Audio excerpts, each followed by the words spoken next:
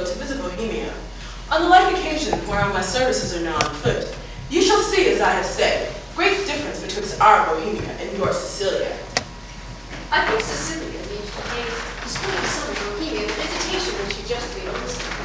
Wherein our entertainment will shame us, we shall be justified in our loves. For indeed, Beseech you, verily I speak it in the freedom of my knowledge, we cannot with such magnificence, and so rare, I know not the words.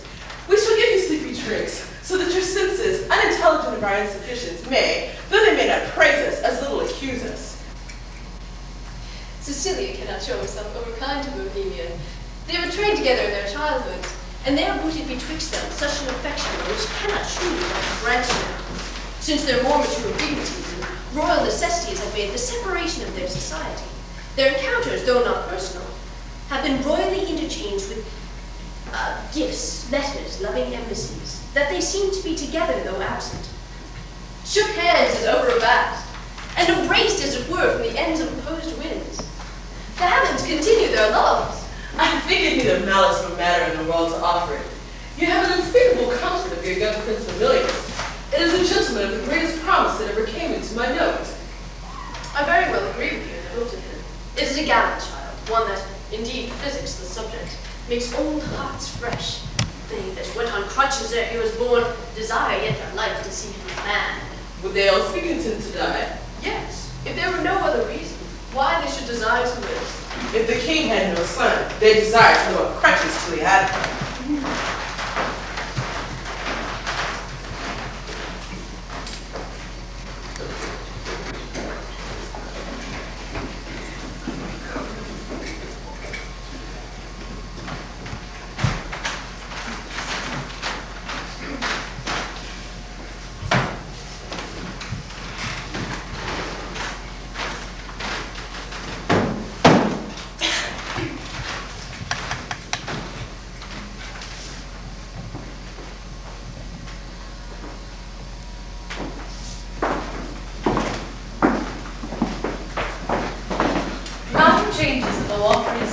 Been the shepherd's note since we have left our throne without a burden.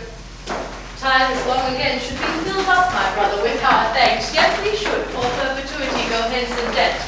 Therefore, like a cipher, yet standing in rich place, we multiply with one, we thank you, many thousands more that go before it. Stay your thanks a while and pay them when you part. Sir, that's tomorrow. I am questioned by my fears of what may chance or breathe upon my absence, that may blow no sneaking winds at home to say this is put forth too truly. Besides, I stay to tire your royalty. We are tougher, brother, than you can put us to it. No longer stay. 1/7 night longer. Very sooth, tomorrow. We'll part the time between us then, and in that now no gainsaying. Press me not, beseech you so. There is no tongue, none in the world, so soon as yours should move me. So should it now, were there necessity in your request, though 'twere needful I denied it. My affairs do even drag me homeward, which to hinder were in your love a whip to me. My stay to you a charge and trouble, to say it both, farewell our brother. Tongue-tied our queen, speak you. I had thought, sir, to have held my peace till you had drawn oaths from me on his stay. You, sir, charging too coldly, tell me you are sure all in Bohemia is well, dissatisfaction and 5 long day proclaims say this to him. He's beat from his best war. Well said, Hermione. To see he longs to see his son more strong, but let him say so and let him go. But let him swear so, and he shall not stay. Both whack him hence with our distaff. Yet your royal presence I'll advent to the borrow of a week. When at Bohemia, I'll let my lord there, a month beyond the jest prefixed for parting. But good deed, Laertes, I love thee not a jar of cloth beyond what a lady she her lord. You'll stay, my lord? No, madam. Nay, but you will. I may not, verily. Verily? You put me off with limber vows, though I would seek to unsphere the stars with oaths, and yet say, sir, no going. Force me to keep you as a prisoner and not like a guest, so you shall pay your fees when you depart and save your things. How say you, my prisoner or my guest? By your dread verily, one of them you shall be. Your guest, then, madam, to be your prisoner should import offending which were less easy for me to commit than for you to punish. Good then. Not your jailer, but your kind hostess. Come, I'll question you of my lord's tricks and yours when you were boys. You were pretty lordings then. We were, fair queen, 2 lads that thought there was no more behind mine but another day. Tomorrow as today, and to be boy eternal. Was not my lord the fairer wag of the two? We were as twin lads that did frisk in the sun and leap the one to the other. What we changed was innocence for innocence. We knew not the doctrine of ill-doing, nor dreamt that any did. Had our weak spirits ne'er been higher reared with stronger blood, we should have answered heaven boldly, not guilty. The imposition cleared, hereditary ours. From this we gather you have true sins. O my most sacred queen, temptations have since then been born to us. For in those unpledged days was my wife yet to go. Your precious self had not then crossed the eyes of my young playfellow. Grace indeed. Of this make no conclusion, lest you say your queen and I are devils. But go on. The offences we have made you do will answer, if you first sin with us, and that with us you did continue fault, and that you slip not with any but with us. Is he won yet? My lord, he'll stay. At my request, he would not. Hermione, my dearest, thou never spoke to better words. Never. Never but once. What? Have I twice said well? When was it before? I prithee tell me. Crams with praises made as fat as tame things. One good deed dying tongueless slaughters 1,000 waiting upon that. Our praises are our wages. You may ride with one soft kiss 1,000 furlong arrow spur we to make. But I have spoke to the purpose.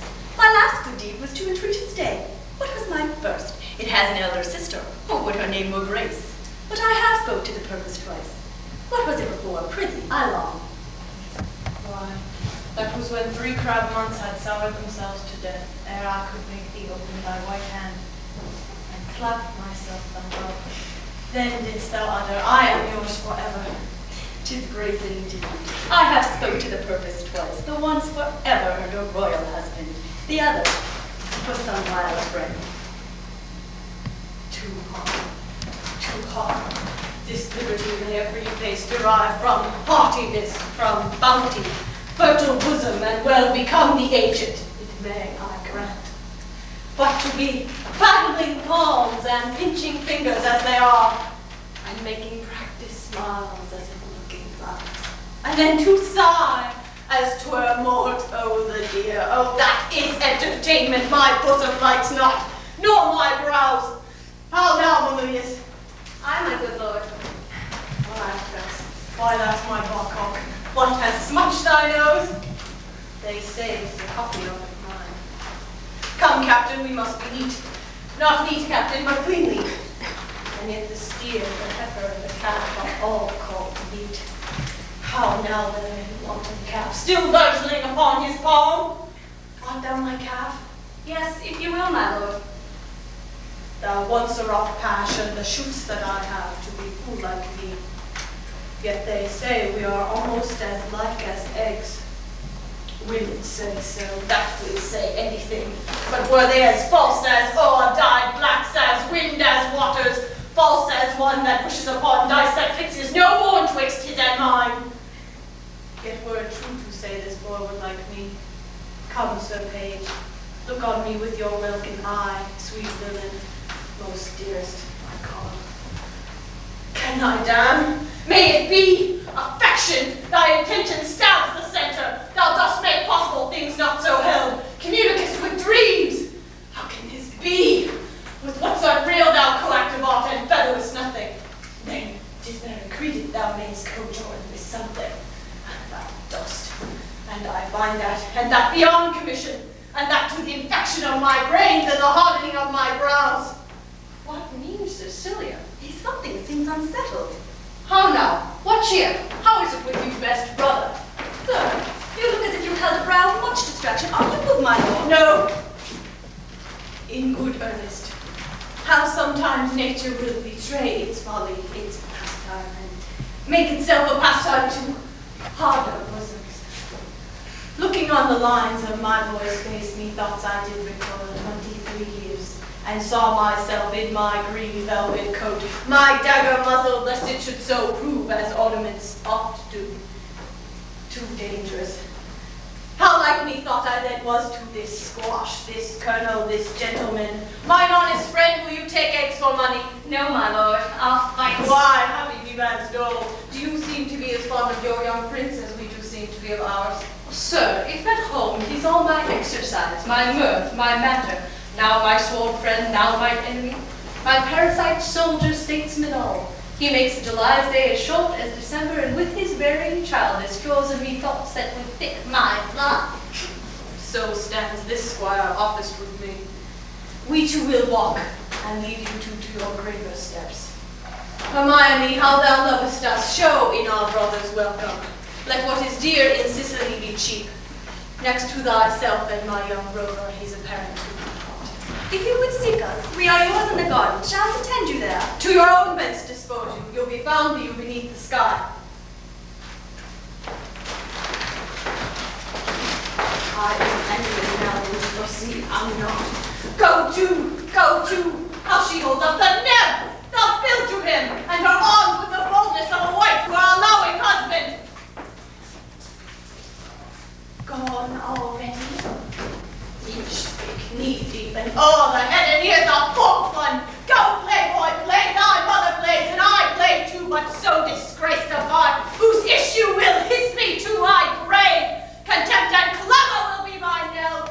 Go, playboy, play. There have been, or I am much deceived, cuckolds there now, and many a man, even at this present, now while I speak this, holds his wife by the arm, and little thinks she has been sluiced in his absence. His pond fished by his next neighbor by, so smile his neighbor. Nay, there's comfort in it, whilst other men have gates, and those gates opened as mine against their wills. Should all despair that have revolted wives, the tenth of mankind would hang themselves. Ithaca, for there's none. It is a body planet that will strike where 'tis predominant, and 'tis powerful. Think it. From east, west, north, and south be it concluded, no barricade for our belly. It will let in and out the enemy with bag and baggage. Many thousand ones have the disease and feel it not. How now, boy? I am like you, they say. Why, that's uncomfortable. What, Camillo, there? I, my good lord. Go play, Cornelius. Thou art an honest man. Camillo, this great sir will yet stay longer. You had much ado to make us admirable. When you cast out, it still came home. Didst note it?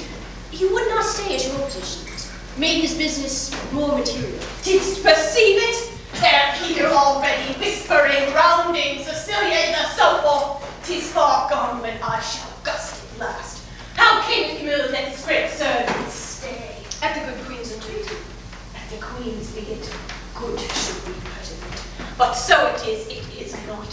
Was this taken by any understanding paint but thine? For thy conceit is soaking, we'll draw in more than the common locks. Not noted is it but of finer natures, of some severals of headpiece extraordinary? Lower messes are to this business purblind? Say! I think most understand that Bohemia stays here longer. Huh? Stays here longer. Aye, but why? To satisfy your highness, and the entreaties of our most gracious mistress. Satisfy the entreaties of your mistress. Satisfy. Let that suffice.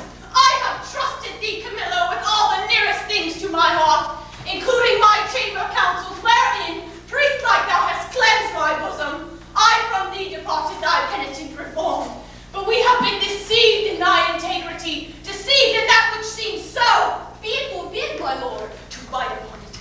Either thou art a coward, or thou, if thou inclinest in that way, thou hookst honesty behind, restraining from course required, or else thou must be counted as a servant, grafted in my serious trust, and therein negligent. Or as a fool, that sees the game played home, the rich state drawn, and takest it all for jest. My lord, I may be negligent, foolish, and fearful. In every one of these no man is free. But in the infinite doings of the world, some time puts forth. In your affairs, my lord, if ever I were willful negligent, it was my folly. If ever I industriously played the fool, it was my negligence, not weighing well the end.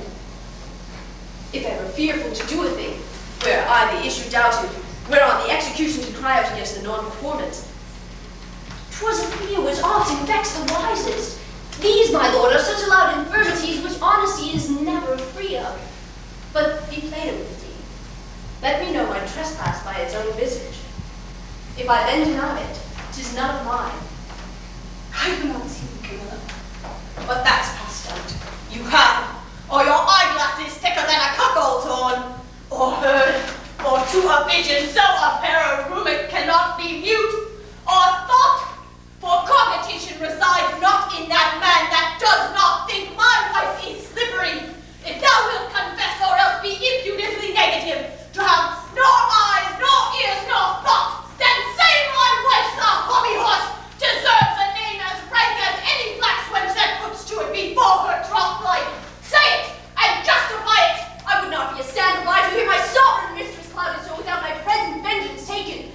True, my heart, you never spoke what did become me less than this, which to reiterate were sin as deep as that, though true.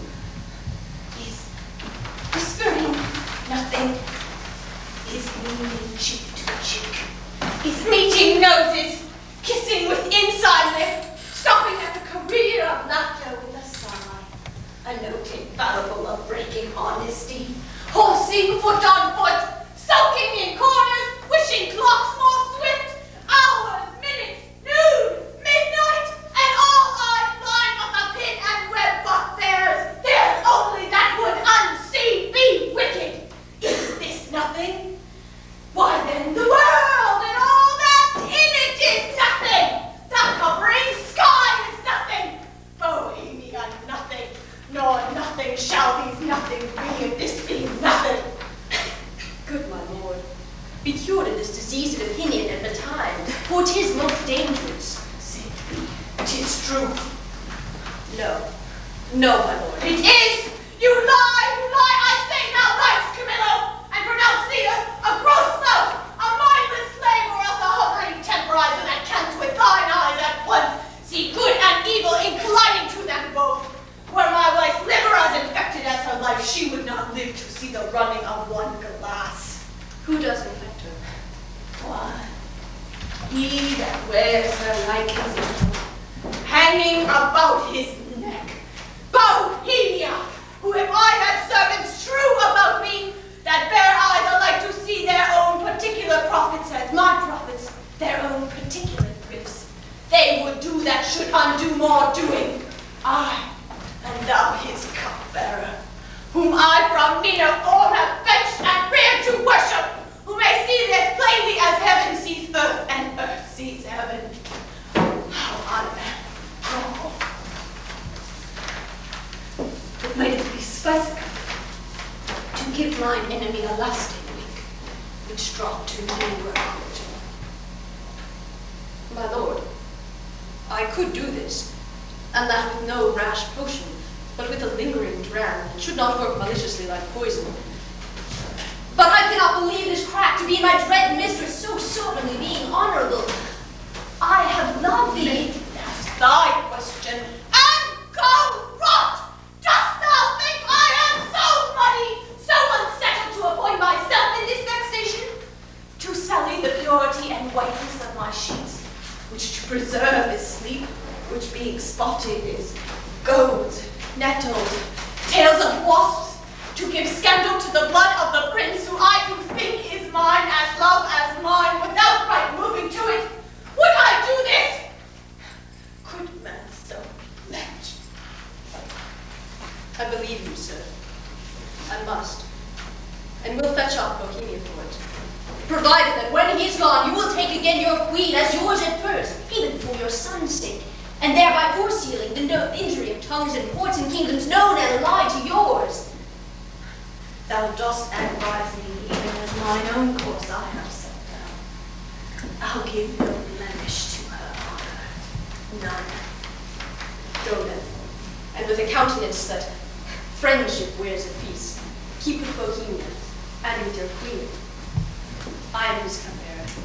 If from me he have a wholesome beverage, account me not your servant. This is all.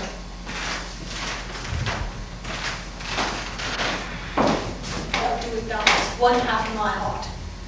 If thou do it not, thou splittest thine own. I'll do it. I will seem friendly as thou hast advised me.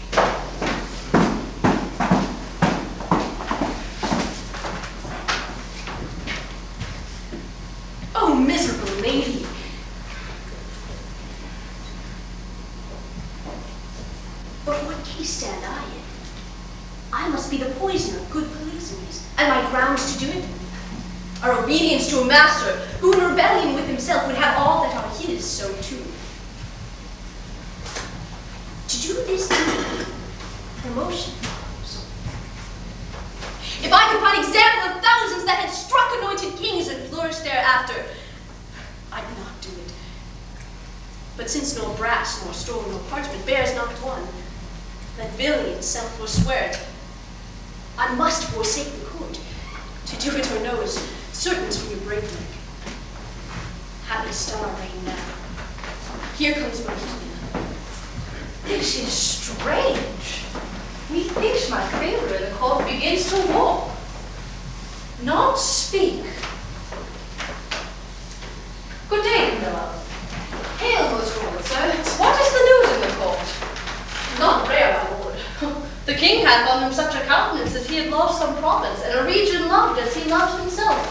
Why, even now, I met him with customary compliment, whilst he, wafting his eyes to the contrary, and falling a lip of much contempt, speeds from me, and leaves me here to consider what is breeding that thus changes his manner so. I dare not. How dare not?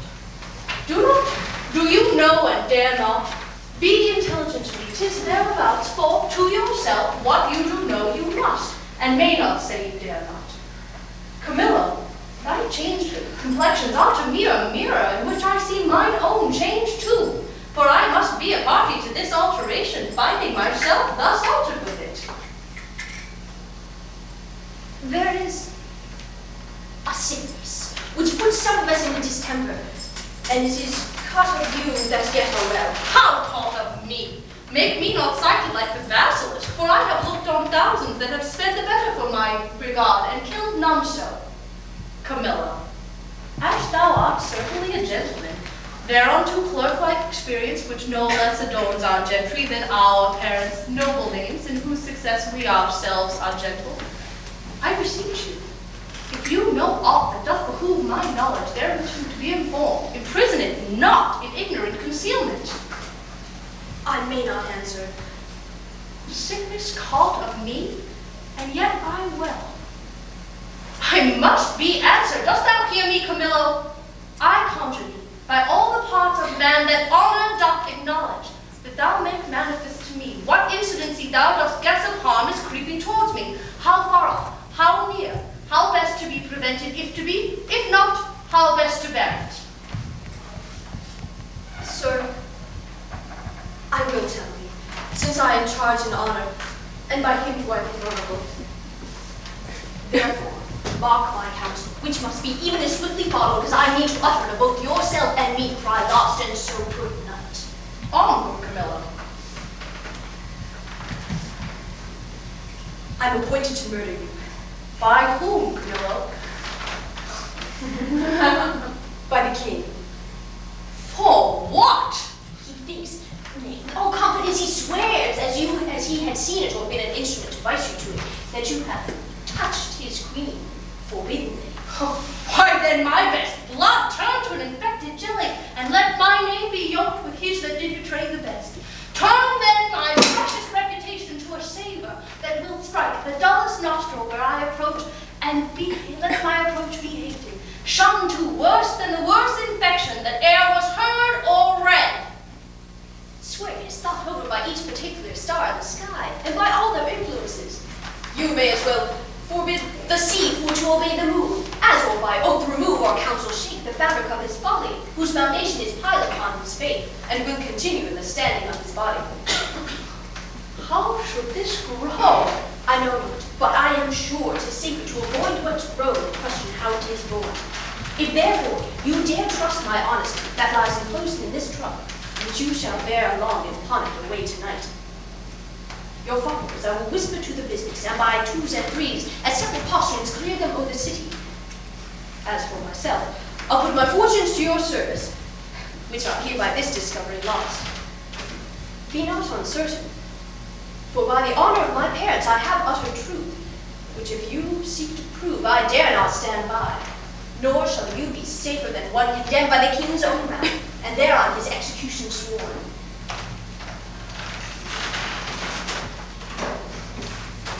I do believe thee. I saw his heart in his face. Give me thy hand, be pilot to me, and thy estate shall still neighbor mine. My ships are ready. My people did expect my hench departure 2 days ago. His jealousy is for a precious creature, and as she's rare must it be great, and as his persons mighty must it be violent.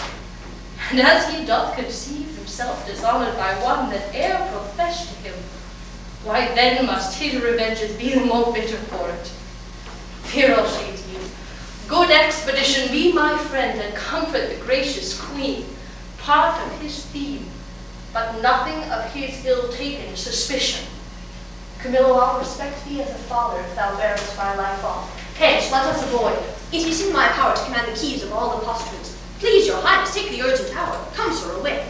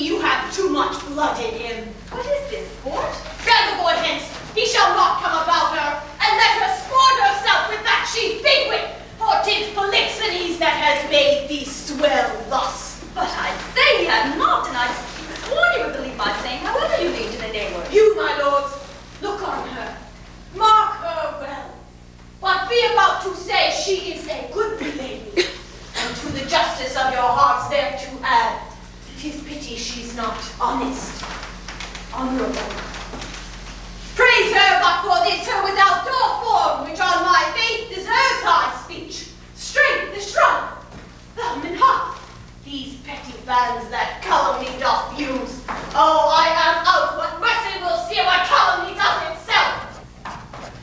these shrugs, these hms and haws, when you have said she's goodly? Come ere between you can say she's honest. But be it known from him who has most cause to grieve it should be, she's an adulteress. Should a villain say so? The most replenished villain in the world. You were as much more a villain, you, my lord, but do mistake. You have mistook my lady. Elixirs for me. Not these. Oh, thou thing which I'll not call a creature of thy place, lest barbarism, making me the precedent to a like language used to all degrees and mannerly distinguishment, leave out betwixt the prince and the beggar. I have said she's an adulteress. I have said with whom. More, she's a traitor, and Camilla was a federary with her, and one that knows what she should shame to know herself, but with the most vile principle, that she's a bed swimmer, even as bad as those that bogus give Paulus titles to. Aye, I'm privy to this their late escape. No, by my life privy to none of this. Oh, how this will grieve you when you shall come to clearer knowledge how you have thus published me. Gentle my lord, you scarce can right me thoroughly than to say you did mistake. No! If I mistake in those foundations which I build upon, the center is not big enough to bear a schoolboy's talk. Away with her to prison, and he that shall speak for her is afar off guilty, but he that speaks. There is some ill plan it brings. I must be patient, till the heavens look with an aspect more favorable. Good my lords, I am not prone to weeping as our sex commonly are, the want of which they do perchance shall dry your pities. But I have that honorable grief lodged here, which burns worse than tears drowned. Beseech you all, with thoughts so qualified as your charity shall best instruct you. Measure me, and the king's will be performed. Shall I be heard? Who is it that goes with me? You see my women shall be with me, for you see my plight requires it. Do not weep, good fools. There is no cause. When you shall know your queen has deserved prison, then abound in tears as I come out. This action I now go on is for my better grace. Adieu, my lord. I never wish to see you sorry. Now I trust I shall. I will you come and have it.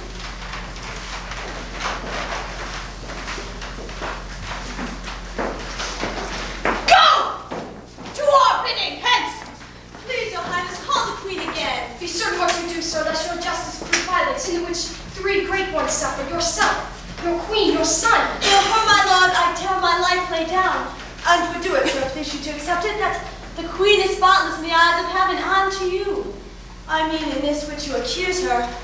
If it proves she's otherwise, I'll keep my stables where I lodge my wife. I'll go in couples with her, and when I see her, no farther trust her. For every inch of woman in the world, yea, every dram of woman's flesh is false, if she be. Hold your pieces. Good, my It lord. is for you we speak, not for ourselves. You are abused, and by some put her on, it will be damned for it. Would I be the villain, I would land damn him. Be she our flood. I have 3 daughters. The eldest is 11, the second and third some 9, and some 5. If this prove true, they'll pay for it. 14 they shall not see to bring about false generations.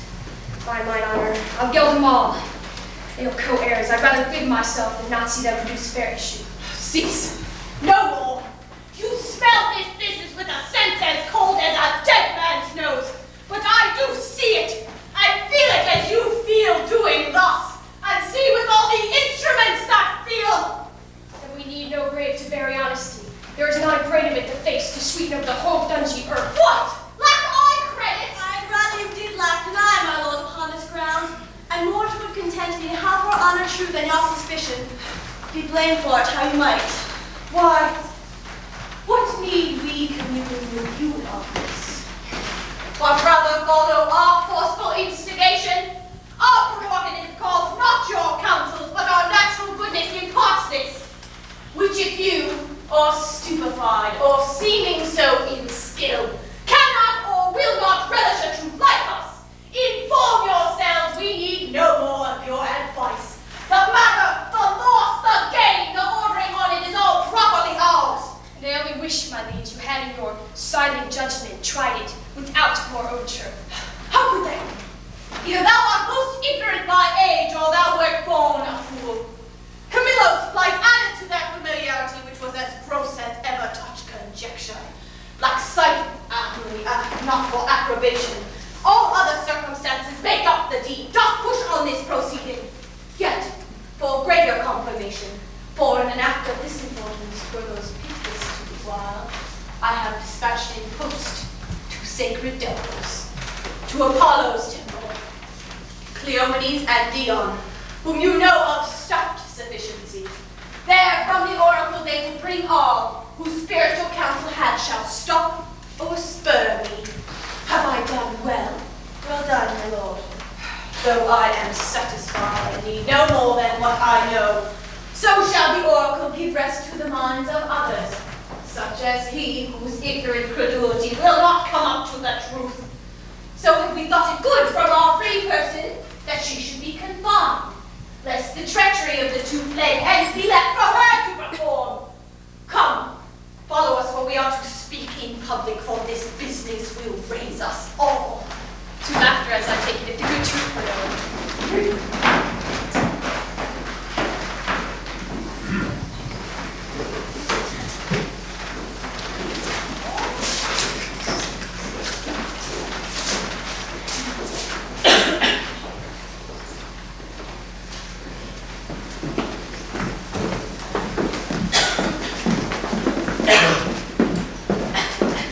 The keeper of the prison called to him.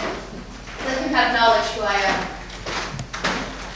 Good lady, no court in Europe is too good for thee. What dost thou then in prison? Good sir, you know me, do you not? For a worthy lady, and one whom much I honor. Pray you then conduct me to the queen. I may not, madam. To the contrary, I have express commanded. Here's a due, to lock up honesty and honor from the access of gentle visitors. Is it lawful, pray you, to see her women? Any of them, Amelia. So please you, madam, to put apart this your attendant, and I shall bring Amelia forth. I pray now, call her. Withdraw yourself. And madam, I must be present at your conference. Be it so, prithee. Here's such a due to make no stain, as stain is passes color. Dear gentleman, how fares our gracious lady? As well as one so great and so forlorn may hold together, on her frights and griefs, which never tender lady hath one greater, she is something before her time delivered. A boy. A daughter, and a goodly babe, lusty, and like to live. The queen receives much comfort in it, says, my poor prisoner, I am innocent as you. These dangerous, unsafe limbs of the king. Beshrew them. He must be told on it. And he shall. The office becomes a woman best, I'll take it upon me. If I prove honey mouth, let my tongue blister, and never to my red looked end be the trumpet any more. Pray you, Amelia, commend my best obedience to the queen. If she dares trust me with her little babe, I'll show it the king, and undertake to be her advocate to the loudest. We do not know how he may soften at the sight of the child. His silence often of pure innocence persuades when speaking. Oh, most worthy madam, your honor and your goodness is so evident that your free undertaking cannot miss a thriving issue. There is no lady living so meet for this great errand. I'll presently acquaint myself to the queen. Please you, come something nearer. Tell her, Amelia, I'll use that tongue I have. If would flow from it as boldness from my bosom, let not be doubted I shall do good. Oh, now be you blessed for it. I'll to the queen. Please you, come something nearer. Madam, if it please the queen to send the babe, I know not what I shall have her to pass it, having no warrant. You need not fear it, sir. This child was prisoner to the womb, and is by law in process of great nature thence freed and enfranchised. Not a party to the anger of the king, nor guilty of, if any be, the trespass of the queen. I do believe it. Do not you fear. Upon mine honor, I will stand between you in danger.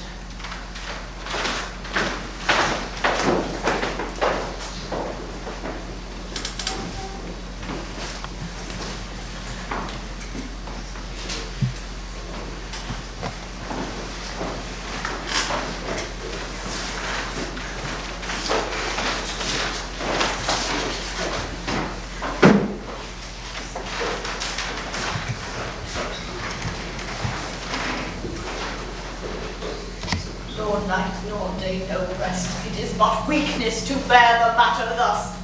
Mere weakness, if the cause were not in being part of the cause.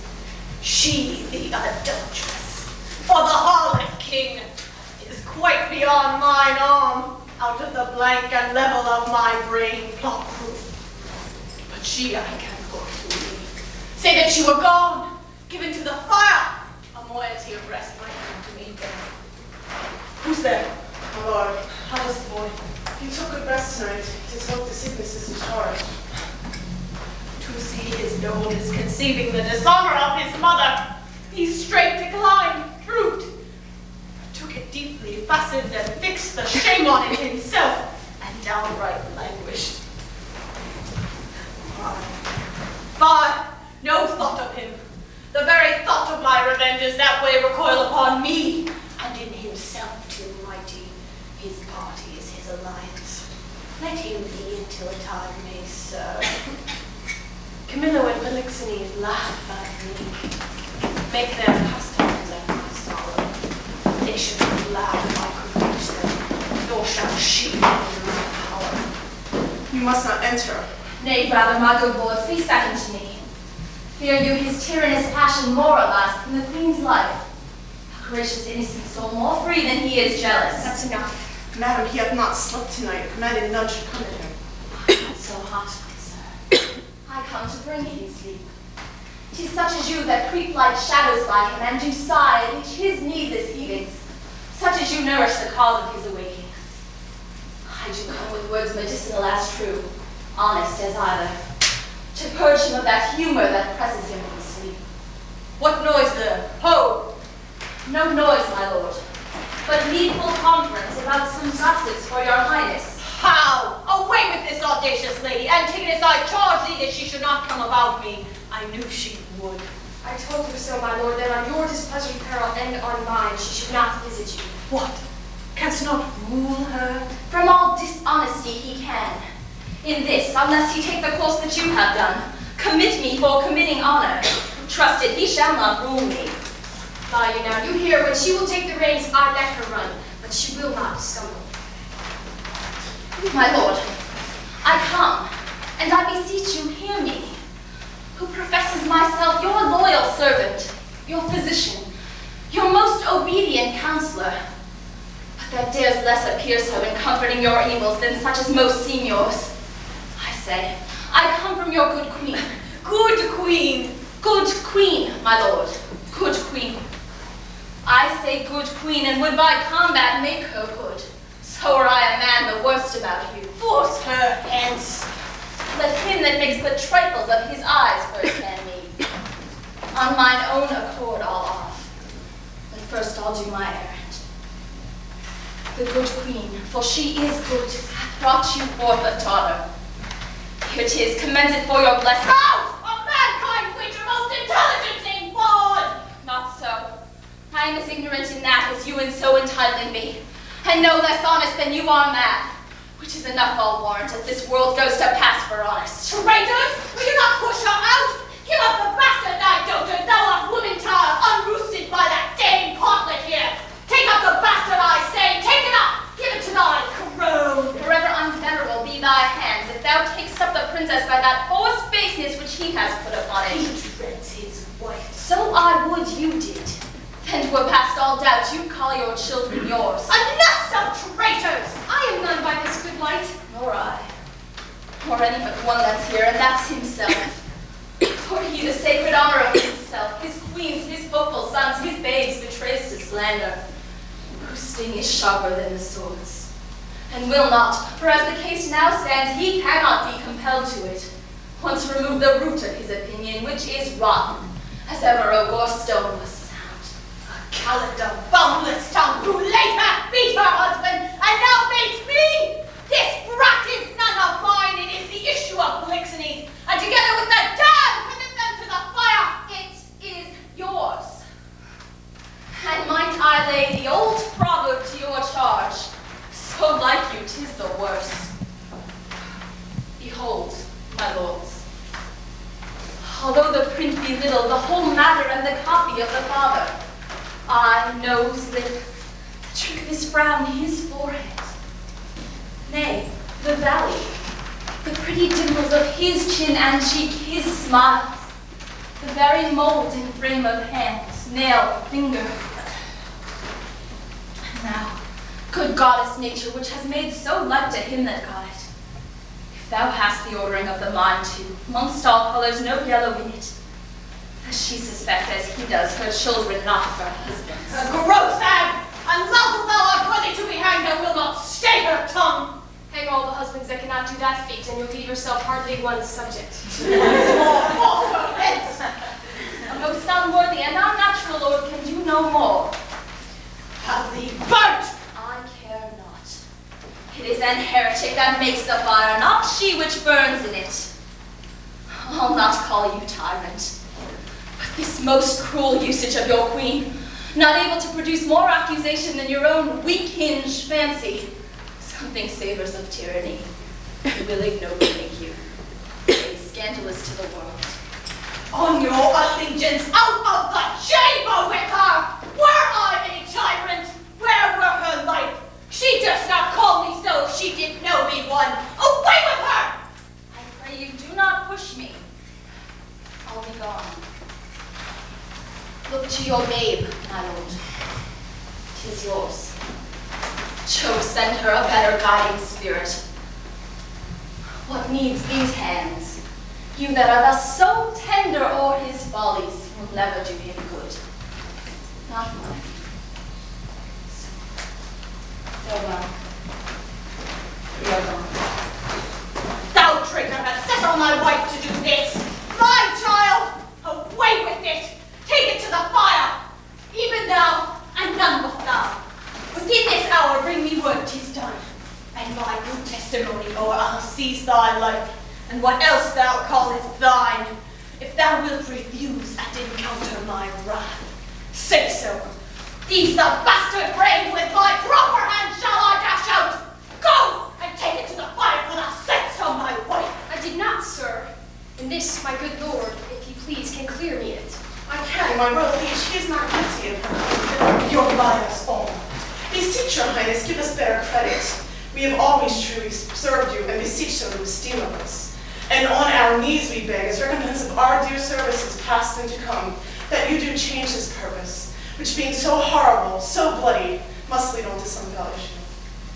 We kneel. I am a feather for each wind that blows. Shall I live on to see this bastard kneel and call me father? Better burn it now than curse it then. But be it. Let it live. It shall not neither. You, sir, come you hither. You that have been so tenderly officious with your Lady Marjorie there, your midwife, to save this bastard's life. For 'tis a bastard as sure as this beard's grave. What will you adventure to save this brat's life? Anything, my lord, that my ability may undergo in nobleness and pose. At least thus much. I'll pawn the little blood I have left to save the innocent. Anything possible. It shall be possible. Swear by this thou wilt perform my bidding. I will. Mark, and perform it. Seest thou? For the fail of any point in it shall not be death to thyself, but to thy lewd-tongued wife, whom for this time we pardon. We enjoin thee, as thou art liege man to us, that thou carry this female bastard to some remote and desert place, and that there thou leave it without more protection to it, and favor of her climate. As by strange fortune it came to us, I do injustice charge thee, on thy soul's peril and thy body's torture, that thou commend it strangely to some place where chance may nurse or end it. Take it up! I swear to do this, though present death had been more merciful. Poor babe. Let some powerful spirit instruct kites and ravens to be thy nurses. Wolves and bears, they say, casting their savageness aside, have done like offices of aid. Sir, be prosperous. In more than this deed I require, and blessing against this cruelty be thine. More thinking thou to loss. No, I'll shall not rear another's issue. Please, Your Highness. Post the note you sent to the Oracle 20 hours since. Cleomenes and Dion, being well arrived from Delphos, are landed. 23 days they have been absent. 'Tis good speed. Foretells the great Apollo will suddenly have the truth of this affair. Prepare you, Lord, summon a session that we may arraign our most high and this loyal lady. For as she hath been publicly accused, so she shall have a just and open trial. While she lives on, my heart will be a burden to me.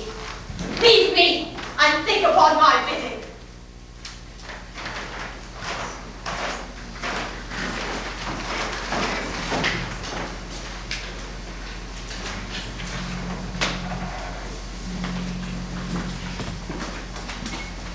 The climate's delicate, the air most sweet, fertile the isle, the temple much surpassing the common praise it bears. I shall report for most it caught me, the celestial garments, methinks I so should term them, and the reverence of the grave wearers. Oh, the sacrifice, how ceremonious, solemn, and unearthly it was in the offering. But of all, the burst and the ear-deafening voice of the oracle, akin to Jove's thunder, so surprised my sense that I was nothing. If the event of the journey proved successful to the queen, oh, be it so, as it hath been for us, rare, pleasant, speedy, the time is well worth the use on it. Great Apollo, turn all to the best. These proclamations, so forcing faults upon Hermione, I little like.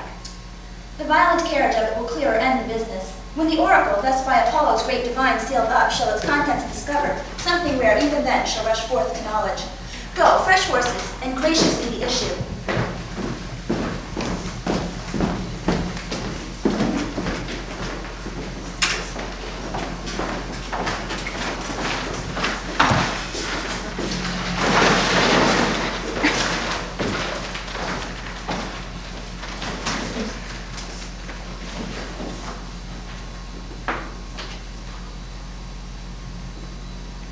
This sessions to our great grief we pronounce, even pushes against our heart. The party tried, the daughter of a king, our wife, and one of us too much beloved. Let us be cleared of being tyrannous, since we so openly proceed in justice, which we shall have due course, either to the guilt or the purgation. Produce the prisoner. It is His Highness's pleasure that the Queen appear in person here in court.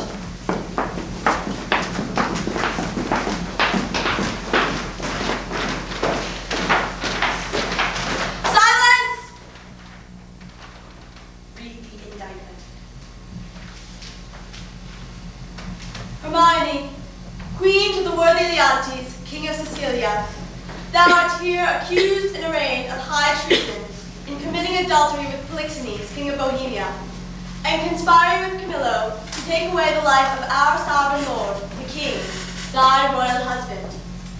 The pretense whereof being, by circumstances partly laid open, thou, Hermione, contrary to the faith and allegiance of a true subject, didst counsel and aid them for their better safety to fly away by night. Since what I am about to say must be but that which contradicts my accusation, and the testimony on my part, no other but what comes from myself, it shall scarce boot me to say, not guilty. Mine integrity being counted falsehood shall, as I express it, be so received. But thus, if powers divine behold our human actions, as they do, I doubt not that innocence shall make false accusation blush, and tyranny tremble at patience. You, my lord, best know, who least will seem to do so. My past life hath been as continent, as chaste, as true as I am now unhappy, which is more than history can pattern, though devised and played to take spectators. For behold me, a fellow of the royal bed, which owe a moiety to the throne, a great king's daughter, the mother to a hopeful prince, here standing to prate and talk for life and honor for whomever shall come to hear. For life, I prize it as I weigh grief which I would spare. For honor, 'tis a derivative from me to mine, and only that I stand for. Sir, I appeal to your conscience. Before Polixenes came to your court, with what encounter so uncurrent I have strained to appear thus. If one jot beyond the bound of honor, or an act that or will that way inclining, harden be the hearts of all, and my nearest of kin cry fire upon my grave. I never knew yet of any of these bolder vices that wanted less impudence to gainsay what they did than to perform it first. That's true enough, though it is not a saying due to me. You will not admit it. More than mistress of which comes to me a name of fault, I must not at all acknowledge. For Polixenes, with whom I am accused, I do confess I loved him as in honor he required, which a kind of love that might become a lady like me, even so as such as yourself commanded, which not to have done would have been in me both disobedience and ingratitude to you and toward your friend, whose love had spoke ever since it could speak from an infant freely that it was yours.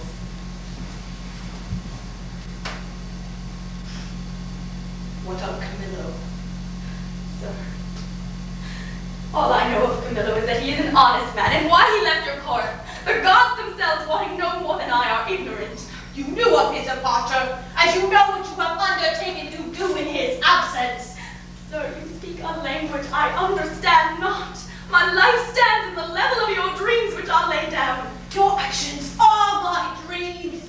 You had a bastard by Polixenes, and I but dreamt it. Those of your fact are so past shame, so past all truth, which to deny concerns more than avails. For like to itself, thy breath hath been cast out, no father owning it, which is indeed more criminal in thee than it. So shalt thou feel our justice, in whose easiest passage look for no less than death. Sir, spare your threats. The bug which you would fright me with I seek. To me can life be no commodity. The crown and comfort of my life, your favor I do give lots, for I do feel it gone, but know not how it went. My second joy and first fruits of my body, I am barred from him like one infectious.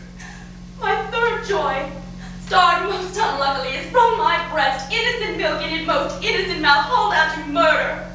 Myself on every post proclaimed a strumpet, with modest hatred the child-fed privilege denied, which longs to women of all fashion.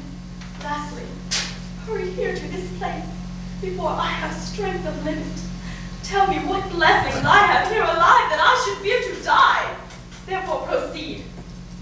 But hear this, mistake me not, no honor I prize it not a star before mine honor which I would free. If I shall be condemned upon surmises, all proof sleeping else but what your jealousies awake, I tell you 'tis rigor, not law. Your honors all, I do refer me to the oracle, Apollo be my judge. This your request, he is altogether just. Therefore, bring forth, and in Apollo's name, his oracle. Oh, the Emperor of Russia was my father. Oh, that he were alive and here beholding his daughter's trial. That he did see the flatness of my misery, yet with eyes of pity, not revenge. You here shall swear upon this sword of justice that you, Cleomenes and Dion, have been both at Delphos, and from thence have brought this sealed up oracle by the hand delivered of Apollo's priest. And since then you have not dared to break the seal, nor read the secrets in it. All this we swear. Break up the seals and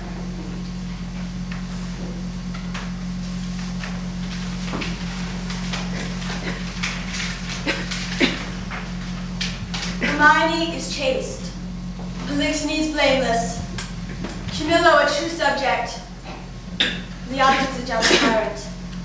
His innocent babe truly begotten, and the king shall live without an heir if that which is lost be not found. Now blessed be the great Apollo. thou writ truth. Aye, my lord, even as it is so here set down.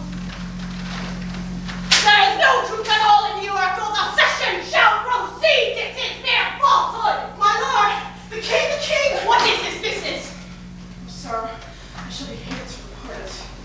The prince, your son, with mere conceived in fear of the queen's speed, is gone. How? Gone? He's dead.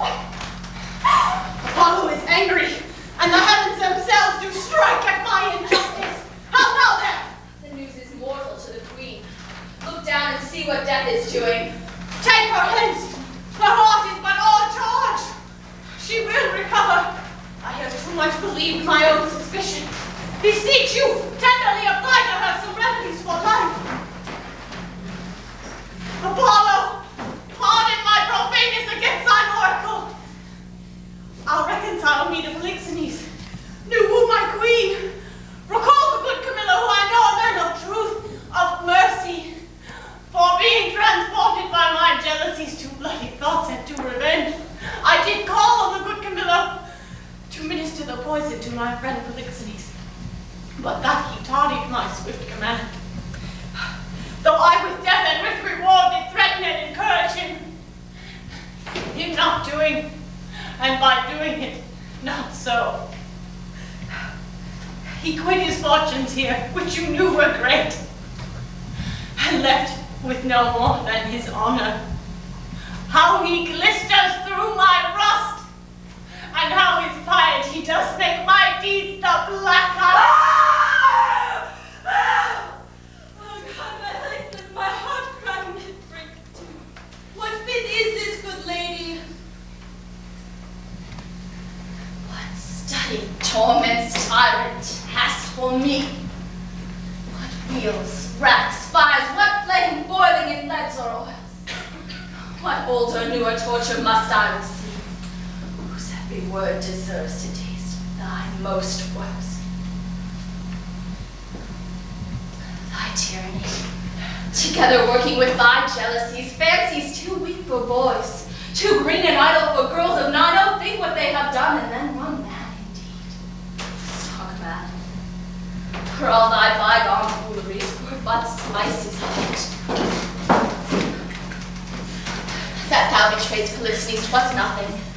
That did show thee of a fool, inconsistent and damnable ingrateful. Nor was it much thou wouldst have poisoned good Camillo's honor, to have him kill a king. Mere trespasses, more monstrous standing by. Whereof I reckon the casting forth to crows thy baby daughter to be or none or little, though a devil would have shed water out of fire ere done it.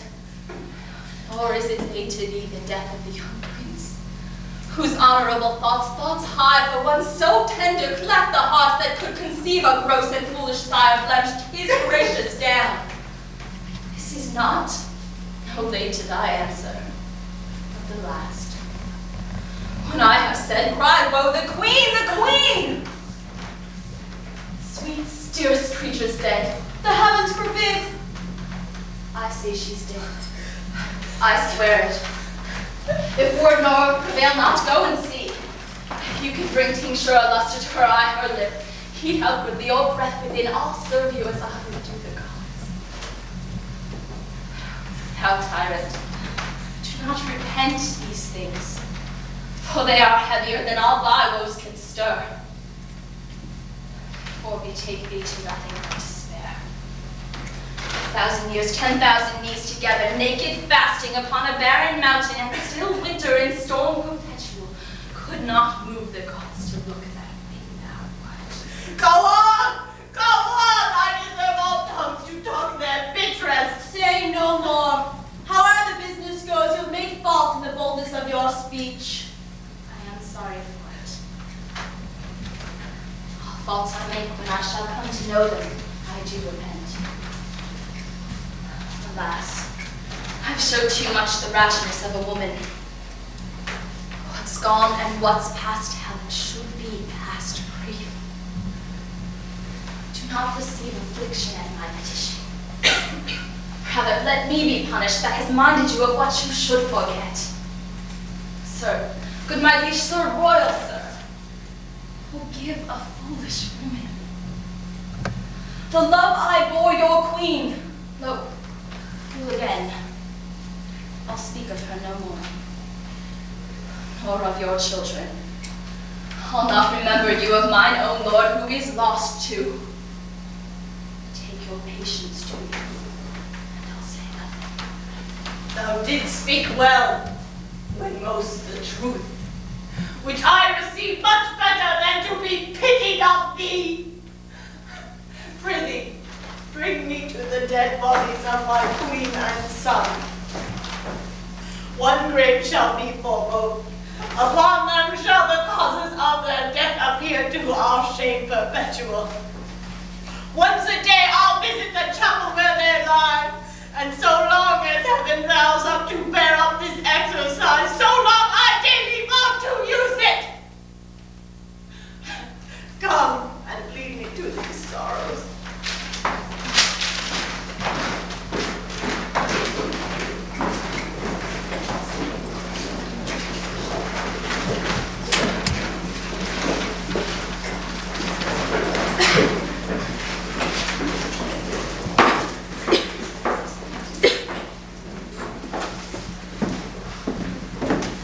Thou art perfect then. Our ship hath touched upon the deserts of Armenia. Aye, my lord, and fair we have landed at no time. The skies look grimly and threaten present blusters. In my conscience, the heavens with what we are about are angry and frown upon us. Your sacred rules be done. Go, get aboard, look to thy bark. I'll not be long before I call on thee. Make you your best haste and go not too far in the land. 'Tis like to be loud weather. Besides, this place is famous for the beasts of prey that keep haunt. Go thou away. I'll follow instantly. My heart is glad to be so rid of the business. Come, poor babe. I have heard but not believed. The spirits of the dead may walk again. If this be so, thy mother gave it to me last night. For ne'er was a dream so like a waking. By the very sanctity she did approach the cabin where I lay. Anon did this break from her. Good Antigonus, since fate, against thy better disposition, hath made thy person for the throw-round of my poor babe, according to thine oath. Places remote enough are in Bohemia. There weep, and leave it crying. And for the babe is counted lost forever.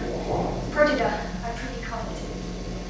And for this ungentle business put on thee by my lord, thou shalt there see thy wife fall under the war.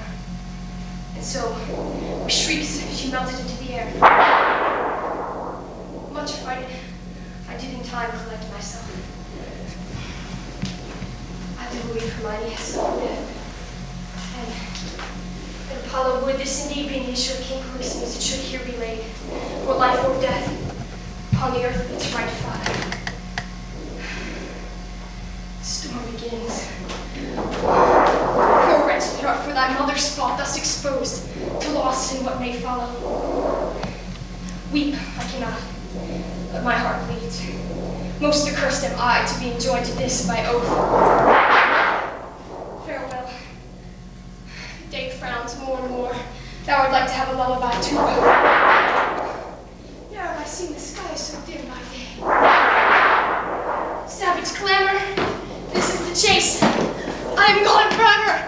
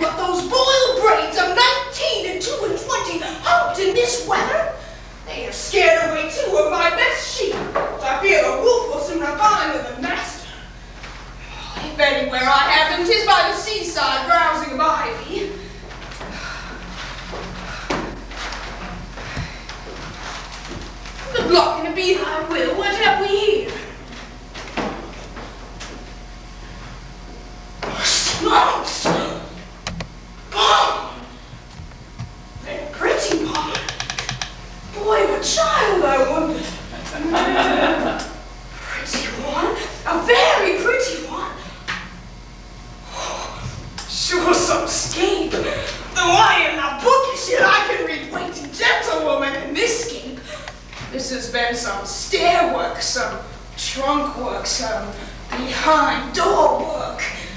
They were warmer than got this, and the poor thing is here.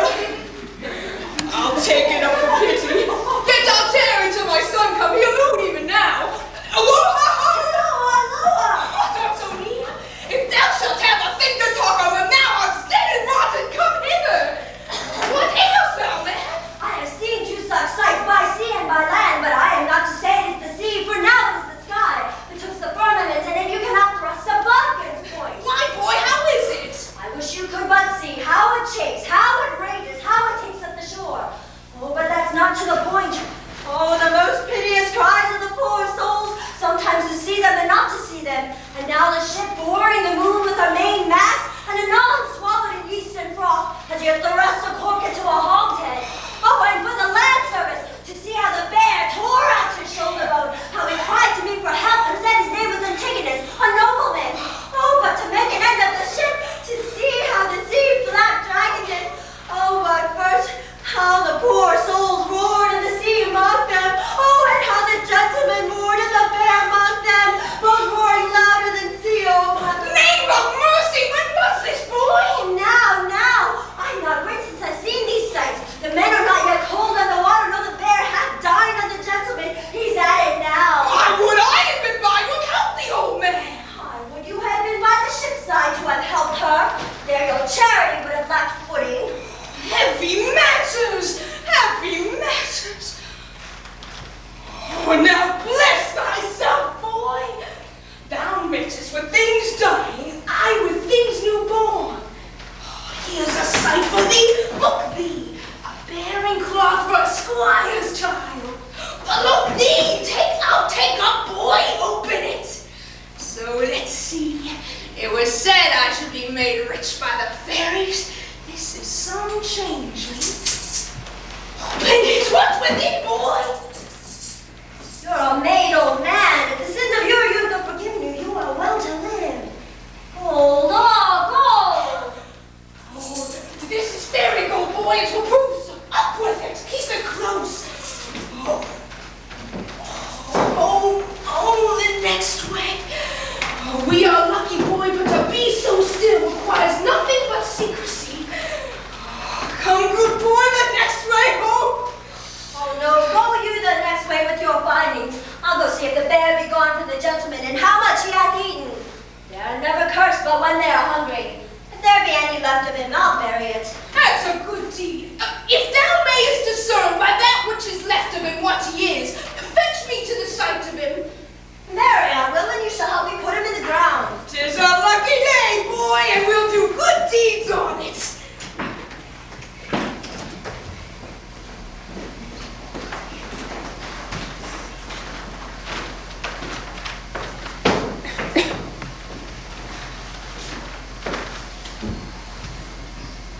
I that please some, try all, both joy and terror of good and bad, that makes and unfolds error. Now take upon me, in the name of time, to use my wings.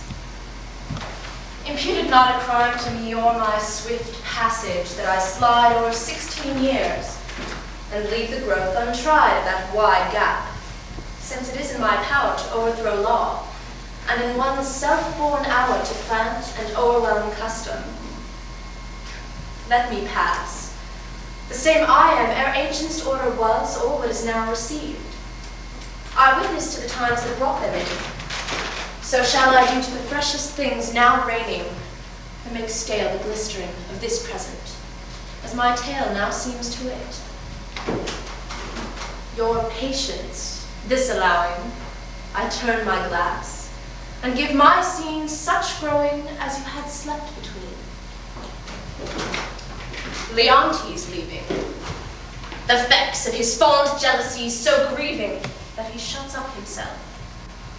Imagine me, gentle spectators, that I now may be in fair Bohemia, and remember well I mentioned a son of kings, which, Florizel, I now name to you, and with speed so haste, speak of Perdita, now grown in grace equal with wondering.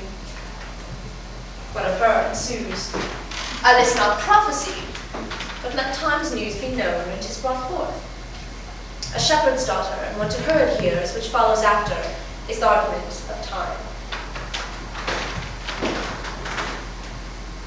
Of this aloud, if ever you have spent time worse ere now, if never, yet that time himself doth say, he wishes earnestly you never may.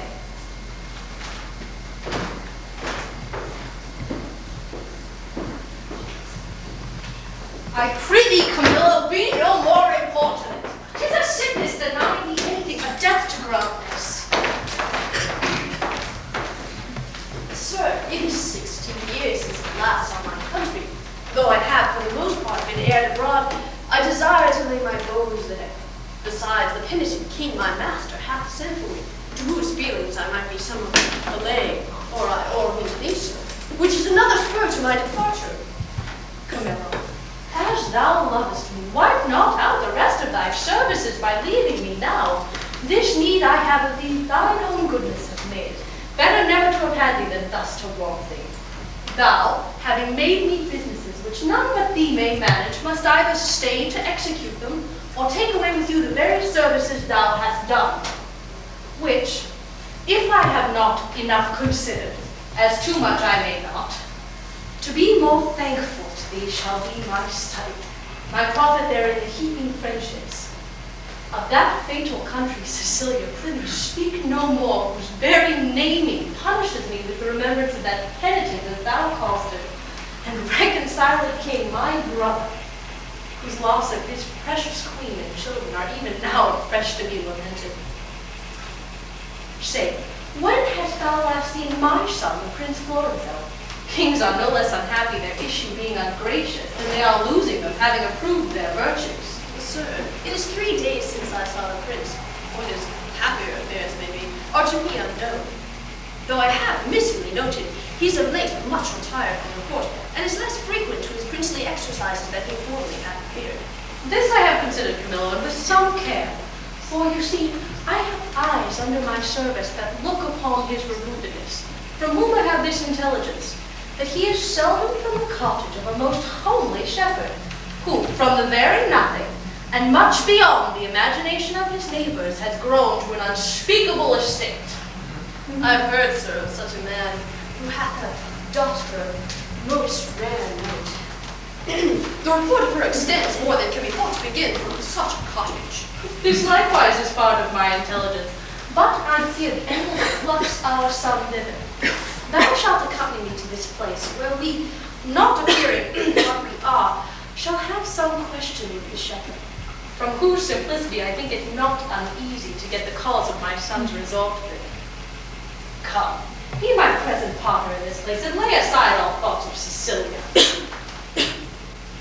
I willingly obey your command. Best Camillo! Come, we must disguise ourselves.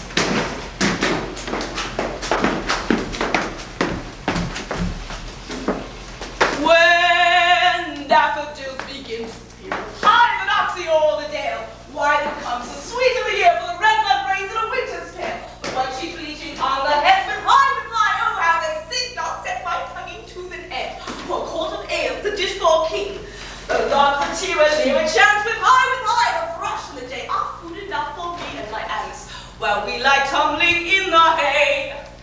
I have served Prince Florizel, and in my time wore 3 pile, but now I'm out of service.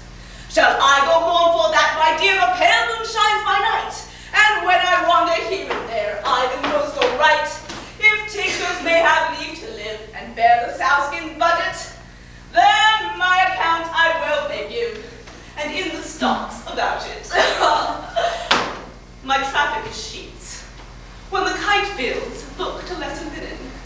My father named me Autolycus, who being as I am, littered under Mercury, was likewise a snapper up unconsidered trifles. With dye and drab I purchased this comparison, and my revenue is the silly cheat. Gallows and knock are too powerful on the highway. Beating and hanging are terrors to me. For the life to come, I sleep at the thought of it. A prize. A prize. Let me see. Every 11 weather Todd. Every Todd you'll pound and 1,500 shorn. Oh, what comes the wool to? The string hold, the cock's mine. I cannot do it without counters. Let me see, what am I to buy for our sheep shearing? 3 pounds of sugar, 5 pounds of currants, rice. What will the sister of mine do with rice? But my father hath made her mistress of the feast, and she lays it on. She hath made me 24 nosegays for the shearers, 5 men, 3 men, 4 songmen all, and very good ones. But they are most means and bases. But one Puritan, and he sings psalms to hornpipes. I need saffron to color the warden pies, mace, a race or 2 of ginger, but that I may beg, nutmeg 7, dates, none that is out of my note, 4 pounds of prunes, and as many raisins on the sun. Oh, whenever I was born! Oh, in the name of me! Oh, help me, sir. Help me. Pluck off these rags. Death. Death.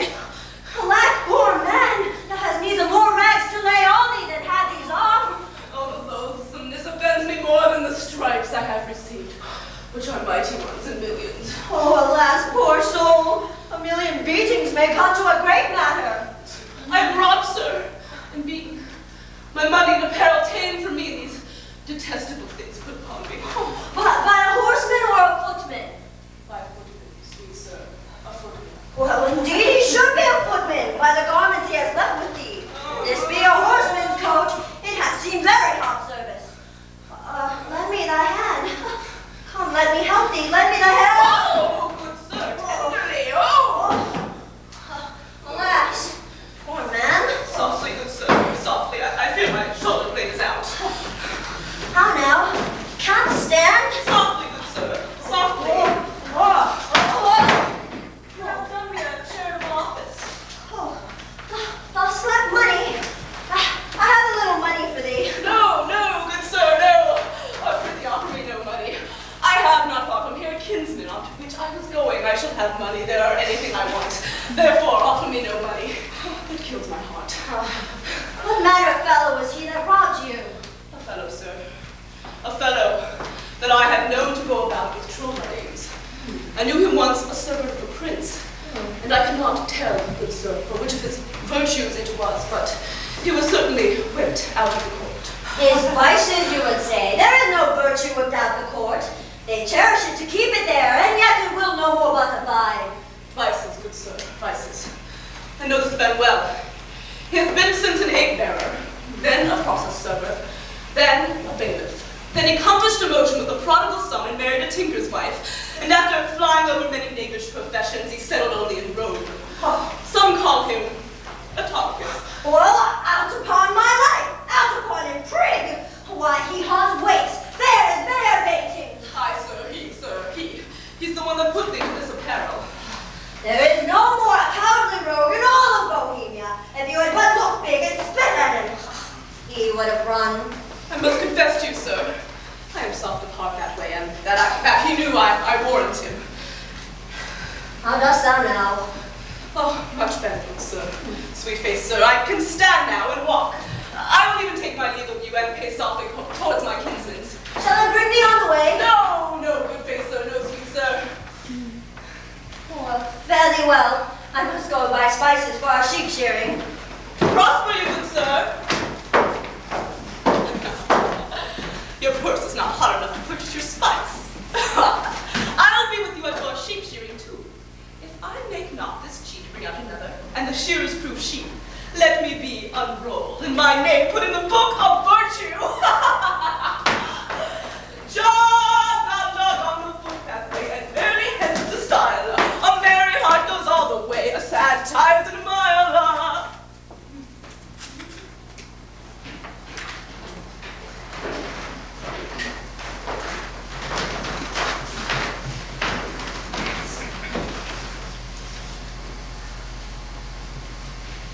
These, your unusual weeds, to each part of you give a life. No shepherdess Flora appearing in April's front. This, your sheep shearing, is a meeting of the petty gods and you the queen of it. Sir, my gracious lord, to chide at your extremes in love becomes me. Pardon that I name them. Your high self, the gracious mark of the land you have obscured with the swains wearing, and me, poor lowly maid, most goddess-like pranked up. But that our feast in every mess hath folly, and the feeders digested me at last. I should blush to see you so attired. Swoon, I think, to show myself a glass. I blush the day that my good falcon made her flight across thy father's ground. Now Jove afford you cause. To me the difference forges dread. Thy greatness hath not been used to fear. Even now I tremble to think your father by some accident should pass this way, as you did. Of the fates, how would he look to see his work so noble, vilely bound up? What would he say? And how should I, in these my borrowed flaunts, behold the sternness of his presence? Apprehend nothing but jollity. The gods themselves, humbling their deities to love, have taken the shapes of beasts upon them. Jupiter became a bull or bellowed, the Greek Neptune a ram bleated, and the fiery-robed god golden Apollo. Poor and humble swain as I seem now. Their transformations were never for a piece of beauty rarer, nor to waste so chaste, since my desires run not before mine honor, nor my lusts burn hotter than my fate. Oh, but sir, your resolution cannot hold when 'tis opposed, as it must be by the power of the king. One of these two must be necessities, which then will speak. But you must change this purpose, or I my life. Ah, dearest Perdita, with these forced thoughts I prithee, talk not the mirth of the feast. For I'll be thine, my sweet, or not my father's. For I cannot be mine own, nor anything to any if I be not thine. To this I am most constant, though destiny say no. Merry, gentle, sweet, strangle such thoughts as these with anything that you behold a while. Your guests are coming. Lift up thy countenance as it were the day of celebration of that nuptial which we two have sworn shall come. Lady Fortune stands auspicious. See your guests approach. Address yourself to entertain them sprightly, and let's be read with mirth. My daughter, when my old wife lived upon this day, she was both peddler, butler, cook, both dame and servant, welcomed all, served all, would sing her song and dance her turn, now at the upper end of the table, now in the middle, on his shoulder and his, her face the fire of labor, and the things she took to quench it, she would to each one sip. You are retired as if you were a feasted one, and not the hostess of the meeting. Pray you, bid these unknown guests welcome, for 'tis a way to make us better friends more known. Come, quit your blushes, present yourself that which you are, the mistress of the feast. Come on, bid us welcome to your sheep shearing, and your good flock shall prosper. Sir, welcome. It is my father's will I should take on me the hostessship of the day. Give me those flowers, dear Doris. For you, there's rosemary and rue. These keep seeming and savor all the winter long. Grace and remembrance be to you both, and welcome to our shearing. Shepherdess, a fair one are you, and well you fit our ages with flowers of winter. Sir, the year growing ancient, not yet on summer's death, nor on the birth of trembling winter. The fairest flowers of the season are our carnations and streaked guilders, which some call nature's bastards. Of these our rustic gardens barren, and I care not to get slips of them. Wherefore do you neglect them, gentle maiden? For I've heard it said, there is an art which, in their piedness, shares with great creating nature. Say there be. Yet nature is made better by no art, but nature makes that art. So, over this mean which you say adds to nature, is an art which nature makes. You see, sweet maiden, we may marry a gentler scion to the wildest stock, and make conceive a bark of baser kind by a bud of nobler race. This is an art which doth mend nature, change it rather, but the art itself is nature. So it is. Why then make your garden rich in guilders, and do not call them baskets. I'll not put the dibble in earth to set one slip of them. No more than, were I painted, I should wish this youth to say, 'twere well, and only therefore desire to breed by me. Here's flowers for you. Hot lavender, mints, savory, marjoram, the marigold that goes to bed with the sun and with him rises weeping. These are flowers of middle summer, and I think they're given to men of middle age. You're very welcome. I should be crazy to ride your clock and only live by danger. Alas, you'd be so lean that blast of January would blow you through and through. Now, my fairest friend, how would I have some flowers of the season that would become your time of day? And yours, to wear upon your virgin branches yet your maidenhead's growing. Proserpina, for the flowers that now, frighted, thou lett'st fall from Dis's wagon. Daffodils, that come before the swallow dares and take the winds of March with beauty. Violets, dim, but sweeter than the lids of Juno's eyes or Cytherea's breath. Pale primroses, that die unmarried ere they can behold bright Phoebus in his strength, a malady most incident to maids. Bold oxlips, and the crown imperial. Lilies of all kinds, with flower de luce being one. Of these I lack to make you garlands of. My sweet friend, to strew him o'er and o'er. What, like a corpse? No, like a bag, for love to lie and play on.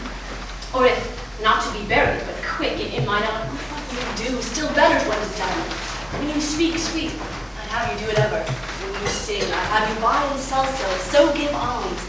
So, for the ordering of your affairs, to sing them to ring you do dance. I wish you were away with the sea that you might ever do nothing but that.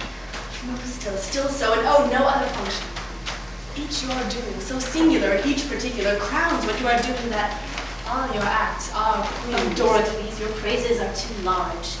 Let but your youth and the true blood which peeps fairly through it to give you out an unstained shepherd. With wisdom I might fear, my Dorothy, as you would me the false way. I think you have as little skill to fear as I have purpose to put you to it. But come, our dance, our prettiest prototype. Best turtle's pair that never meant to part. I'll swear for him. This is the prettiest low-born lass that ever ran on the greensward. Nothing she does or seems but smacks of something greater than herself. Too noble for this one. He tells her something that makes her blood look out.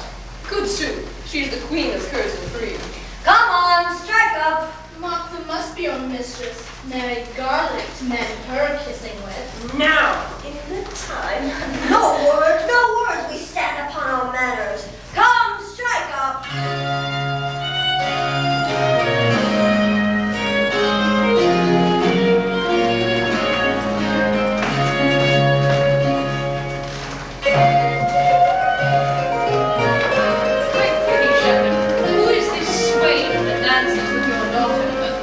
They call him Dorcles and boast himself a worthy feeding.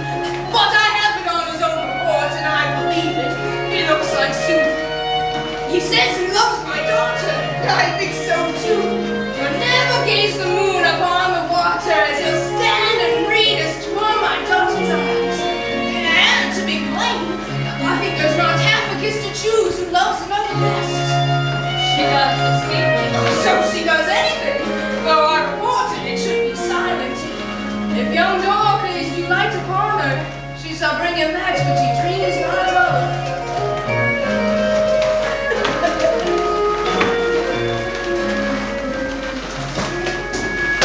Oh, master! If you did but hear the peddler at the door, you'd never dance again after a tabor and pipe. No, the bagpipe could not move you. He sings several tunes, faster than you'll tell many. He utters them as he had eaten ballads, and all men's ears grew to his tune. He could not come better. He shall come in. I love a ballad, but even too well. If it be doleful matter, merrily set down, or very pretty things, sung lamentably. He has songs for man or woman of all sizes. No milliner can so fit his customers with gloves. He has the prettiest love songs for maids, so without bawdry, which is strange, with such delicate burdens of dildos and thingies, jumper and thumper, and where some stretch-mouthed rascal would, as it were, mean mischief, break a foul gap into the matter, he makes the maid dancer, whoop! Do me no harm, good man! Puts him off, slights him with, whoop! Do me no harm, good man! This is a brave fellow. Indeed, thou speakest of an admirably conceited fellow. Has he on any unbraided wares? He has ribbons of all the colors in the rainbow. Points more than all the lawyers in Bohemia can learnedly handle, though they come to him by the gross. Ingles, cadices, cambrics, lawns, why he sings them over as they were gods and goddesses. You would think a smock or a she-angel. He so champs to the sleeve hand and the work about his square on. Well, prithee bring him in, and let him approach singing. For one that he used no scurrilous words, you see. You have of these peddlers that have more than you think, sister. I would brother go about. Lot as white as driven snow, cypress black as everyone's crow, loves as sweet as damask roses, masks for faces and for noses, pins and poking sticks of steel. What makes laugh from head to heel? Come by with me, come by. By lads, or else your lasses cry. Come by. If I were not in love with Mopsa, thou shouldst takest no money of me. But being enthralled as I am, it is to the certain bondage of gloves and ribbons. I was promised them against the feast, but they come not too late now. He hath promised you more than that, or there be liars. He hath paid you all he promised you. Maybe he hath paid you more, which would shame you to give him again. Is there no manners left among maids? Will they wear their plackets where they should bear their faces? Is there not milking time when going to bed, kiln hole to whistle of these secrets, that you must go tittle-tattling before all our guests? Well, 'tis well they are whispering. Clatter your tongue, and not a word more. I have done, but come, you promised me a tawdry lace and a pair of sweet gloves. Have I not told thee how I was cozened along the way and I've lost all my money? Indeed, sir, there are cozeners abroad, therefore it behooves men to be wary.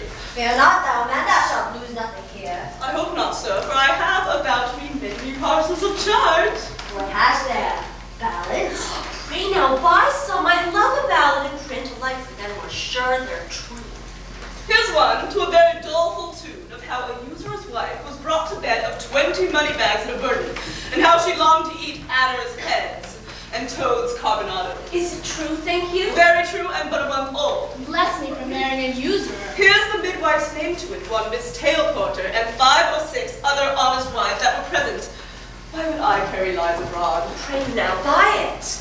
Lay it by. Let's first hear more ballads. We'll hear the other things anon. Here's one of a fish that appeared upon the coast of Wednesday, the 4th of April, 20,000 fathom above water, and sang this ballad against the hard hearts of maids. It was thought she was a woman, but was turned into a cold fish after she would not exchange flesh with one that loved her. This ballad is very painful and is true. Is it true too, think you? 5 justices' hands on it, and witnesses more than my pass will hold. Oh, lay it by to another. Oh, here's a ballad, and a very merry one. Let's have some merry ones. It goes to the tune of 2 maids wooing a man. There's scarce a maid westward, but she sings it. 'Tis in request, I can tell you. We can both sing it. If thou bear a part, thou shalt hear 'tis in 3 parts. And we had a tune on it a month ago. I can bear my part, for 'tis my occupation. Get you hence, for I must go, where it fits not you to know. Whither? Oh, whither? Whither? It becomes thy oath full well, thou to me thy secrets tell. Me too, let me go thither. Or thou goest to the grange or mill. If to either thou dost still. Neither. What, neither? Neither. Thou hast sworn my love to be. Thou hast sworn it more to me. Oh, whither goest, say whither? We shall have the song out anon by ourselves. My father and the gentlemen are in sad talk. We'll not trouble them. Peddler, bring thy pack after me. Wenches, wenches, I'll buy for you both. Come, let's have the first choice. Follow me, girls. And you shall pay well for them. Will you buy any cake or lace for your tape, my dainty duck, my dear? Any silk, any thread, any lace for your head? Ah, you'll know more of that hereafter. Is it not too far gone? 'Tis time to part them. He simple and tells much. Come now, fair shepherd. Your heart is full of something that doth take your mind from feasting. When I was young and had and loved as you do, I was wont to load my sheep with knacks. I should have ransacked the peddler's silken treasury and poured it to her acceptance. Yet you have let him go and nothing mounted with him. If your last interpretation should have used and called this lack of love or bounty, you were straighted for a reply, at least if you have a care of happy holding her. Oh, sir, I know she prizes not such trifles as these are. The gifts she looks for me are packed and locked up in my heart, which I have given over already, but not delivered. May we breathe my life before this ancient sir, which should seem hath sometime loved. Take my hand. His hand is soft as doves down, and as white as it. Or Ethiop's tooth, with fan snow that's bolted by the northern blast, twice o'er. How prettily the young swain does seem to wash the hand was fair before.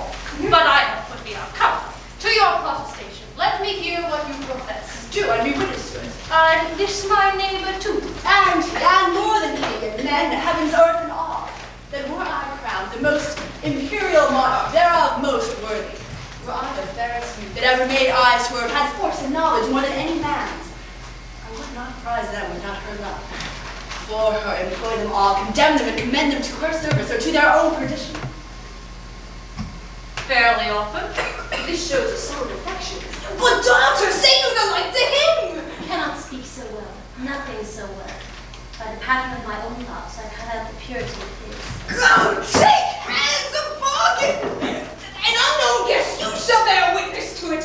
I give my daughter unto him, and make her portion equal his. And that must be in the virtue of your dire. When being dead, I shall have more than you can dream on yet. And nothing for your wonder. Contract us for these witnesses. Well, come your hand, and daughter yours. So, swain, a while beseech you, have you a father? Or have, but what of him? A notice of this. Not as does or shall. Methinks a father is at the nuptial of his son, and guest that best becomes the table. Pray you once again, is he not grown incapable of reasonable affairs?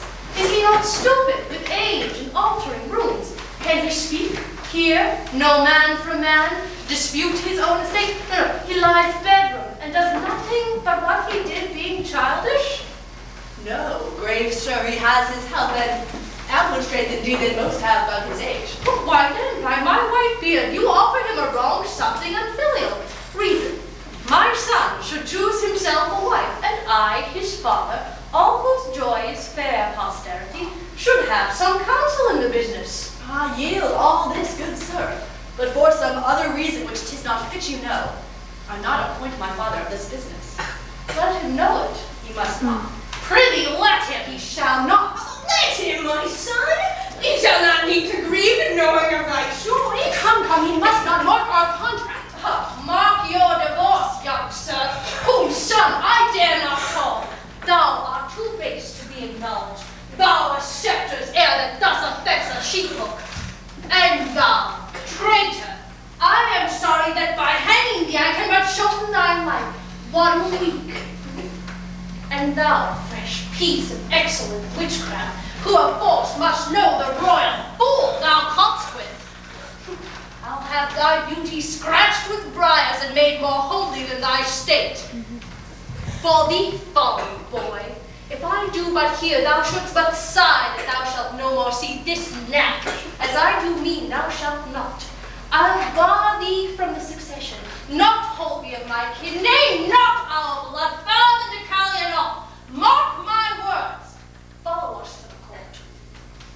Thou, churl, though sometime full of our displeasure, yet do we free thee from the dead below of it. And thou, enchantment, worthy enough of herdsman, yea, him too, but for my honor therein that makes himself unworthy thee. If thou these rural latches to his entrance open, or hoop his body more with thy embraces, I'll devise a death for thee as cruel as thou art tender to it.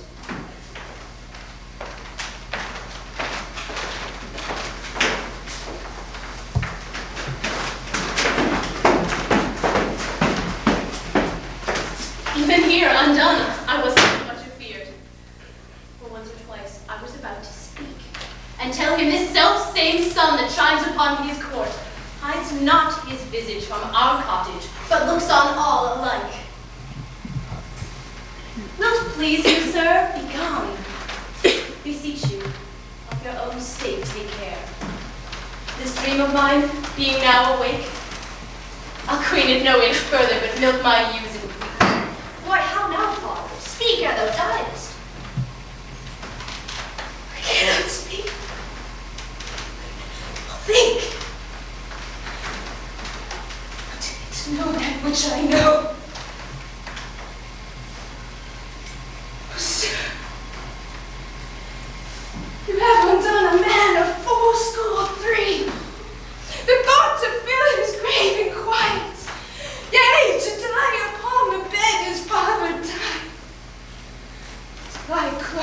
his honest bones.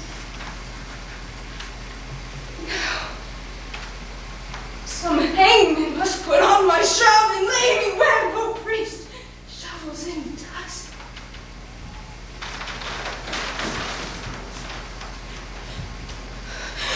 Cursed wretch that knows us was a prince, and what's the pension of me go faith within?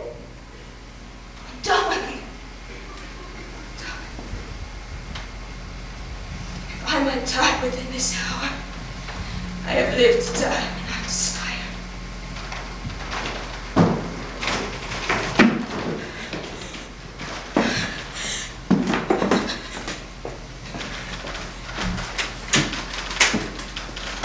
Why look you so upon me? I am but sorry, not feared. Slave but nothing altered. What I was, I am. More straining on from plucking back, not following my leash unwillingly. Gracious my lord, you know your father's temper. He will at this time allow no speech, which I do guess you do not purpose to make. And hardly will he endure your sight as yet, I fear. Then, to the fury of his highness settle, come not before him. I'm not propose it. I think, Camilla, even he, my lord. How often have I told you 'twould be thus? How often said, my dignity would last but till 'twere known. Cannot fail but by the violation of my faith. And then that nature crush the sides of the earth together and mar the seeds within. Lift up thy looks. From my succession, wipe me, father, I am heir to my affection. Be advised. I am, and by my fancy. If my reason will thereto be obedient, I have reason. If not, my sense is better pleased with madness to bid it welcome. This is desperate, sir, so calm, but it does fulfill my vow. You must think it honestly, Camilla. Not for Bohemia, for all the pomp that may be therein gleam. For all the sun sees and the closed earth blooms and the profound seas hide in unknown fathoms. I betray my oath to this, my fair beloved. And for as you have ever been my father's honored friend, when he shall miss me, as in faith I mean not to seek him any more, asking good counsels upon his passion, let myself and fortune tug for the time to come. This you may know, and so deliver. I am put to sea. With her whom here I cannot hold on shore. And most opportune, I have a vessel rides fast by, though not prepared for this design. What of course I mean to hold shall nothing benefit your knowledge, nor concern you for the reporting. Oh, my lord, I would your spirit were easier for advice or stronger for your need. I'll hear you by and by. He's irremovable, resolved for flight. Now, were I happy, if he is going, I could fully discern my turn. Do him love and honor. Save him from danger. Purchase the sight again of dear Cecilia, and that unhappy king, my master, whom I so much thirst to see. Forgive me, Camilla. I am so fraught with this curious business, I do leave out ceremony. Sir, I think you have heard of my poor services and the love that I have borne your father. Most nobly have you deserved it. It is my father's music to speak your deeds. Not little of his thought to have him recompensed as thought on. Well then, my lord, if you may please to think I love the king, and through the king what's nearest to him, which is your gracious self, Embrace but my direction, if your more ponderous and settled project may suffer alteration. on mine honor, I'll point you where you shall have such receiving as shall become your highness, where you may enjoy your mistress, from whom I see there's no disjuncture to be made, but by as heavens will defend your ruin. marry her. And with my best endeavors in your absence, your discontending father I'll strive to qualify and bring up to light. Oh, make this almost a miracle be done, that I may call you something more than man, and after that trust in me. Have you thought on place where you're to go? Not any yet. But as the unthought on accident is guilty to what we wildly do, so we profess ourselves to be the slaves of chance, and flies of every wind that blows. Then this to me, this follows, if you will not change your course, but undergo this flight, make for Cecilia, and there present yourself, and your fair princess, for so I see she must be, for Leontes. She shall be habited as becomes the partner of your bed. Methinks I see Leontes opening his free arms and weeping his welcomes forth. Asks thee there some forgiveness, as 'twere the father's person. kisses the hands of your fresh princess. Or divides himself twixt his unkindness and kindness, the one he chides to hell, the other he bids grow faster than thought will time. Worthy Camilla, what color for our visitation shall we hold out before? Sent by the king your father, the manner of your bearing towards him with what you, as from the father, shall deliver, things known twixt us three, I'll write you down, the which shall point you forth at every sitting what you must say, that he shall not perceive but that you have your father's heart, and speak his very bosom. I am bound to you. There is some sacrifice. A course more promising than a wild dedication of yourselves to uncapped waters, undreamed shores, most certain to misery's enough. No hope to help you but as you shake off one to take another. Nothing so certain as your anchors who do their best office if they can but stay you where you loathe to be. Besides, prosperity is the very bond of love, whose fresh complexion and whose heart together affliction alters. One of these is true. Think affliction may subdue the cheek, but not take anything. Yea, say you so. There shall not, at your father's house, these 7 years, be born another such. My good Camilla, she has as forward in her breeding as she is in the rear of our birth. 'Tis pity she lacks instruction, for she seems a mistress to most that teach. Your pardon, sir, for this I'll blush you. My prettiest perfect, and the thorns we stand on. Camilla, how shall we do? We are not furnished like Bohemia's son, nor shall appear so in Sicilia. My lord, fear not this. I think you know my fortunes do all lie there. It shall be so my care to have you royally appointed, As if the scene you play were mine. For instance, that you may know you shall not want. What word?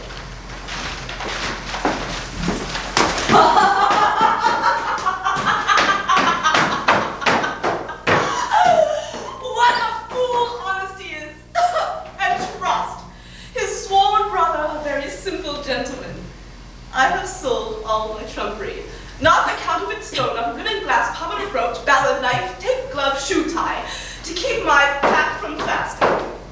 They throng who should buy first, as if my goods were hollow, and brought a benediction to the buyer, by which means I saw his purse was best in picture, and what I saw, to my good use, I remembered. My clown, who once but something to be a reasonable man, grew so in love with the witch's song, that he would not stir his petticoats till he had both tune and words, which so drew the herd to me, that all their senses struck in ears. You might have pinched a placket, it was senseless. 'Twas nothing to gel a codpiece from a purse. I might have filed off keys that hung in chains. No hearing, no feeling, but my sir's song and admiring the nothing of it. So, that in this time of lethargy I picked and cut most of their festival purses, and had not the old man come in a woo-bum against his daughter and the king's son and scared my chops from the chaff, I might not have left a purse alive in the whole army. Nay, but my letters, being there by so means as you cry, shall clear all doubt. and those that shall procure from King Leontes shall satisfy your father. Happy be you, all that you speak shows fair. Who have we here? We'll make an instrument of this. Omit nothing may give us aid. Why have they heard me? Hanging. Why, how now, good fellow? Why shakest thou, sir? Fear not, man. Here's no harm intended to thee. I am but a poor fellow, sir. Why be so still? Here's nobody but still that from thee. Yet, for the outside of thy poverty, we must make an exchange. Therefore, discase instantly. There must think there is a necessity, and change garments with this gentleman. Hold thee. There's some boot. I am but a poor fellow, sir. I know thee well enough. Nay, prithee, dispatch. The man's half late already. Are you in earnest, sir? I smell a trick on it. Dispatch, I prithee. Indeed, I have had earnest, but I cannot with good conscience take it. Unbuckle, unbuckle. Fortunate mistress, let my prophecy is told to you. You must retire yourself into some covert. Take your sweetheart's hat and tuck it over your brows. Muffle your face, dismantle you, and, as you can, dislike in the truth of your own seeming, that you may, for I do fear eyes over, to shipboard yet undescribed. I see the place so lies that I must bear it. No remedy. Have you done there? and I now meet my father, who would not call me son. Nay, you shall have no hat. Come, lady, come. Farewell, good friend. Adieu, sir. How very nice. Are you afraid? What I shall do is to warn the king of this escape and whither they are bound, wherein my hope is that I shall so prevail to force him thereafter, in whose company I shall review Sicilia, for whose sight I have a woman as long. Fortune speed us, lest we set on Camilla for the seaside. The swifter speed, the better.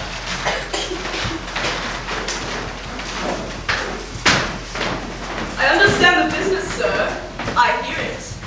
To have an open ear, a quick eye, and a little hand is necessary for a cutpurse. A good nose requisite also to smell and work for the other senses. I see this is the time of year that the unjust man doth thrive. What an exchange this has been without boot. What a boot is here without an exchange. Sure the gods do this year connive with us, who may do anything extempore. The prince himself is about a piece of iniquity, stealing away from his father with his clog in his heels. If I thought it were a piece of honesty to acquaint the king with all, I would not do it. I hold it the more knavery to conceal it, and therein I am constant to my profession. Aside. Here is more matter for a hot brain.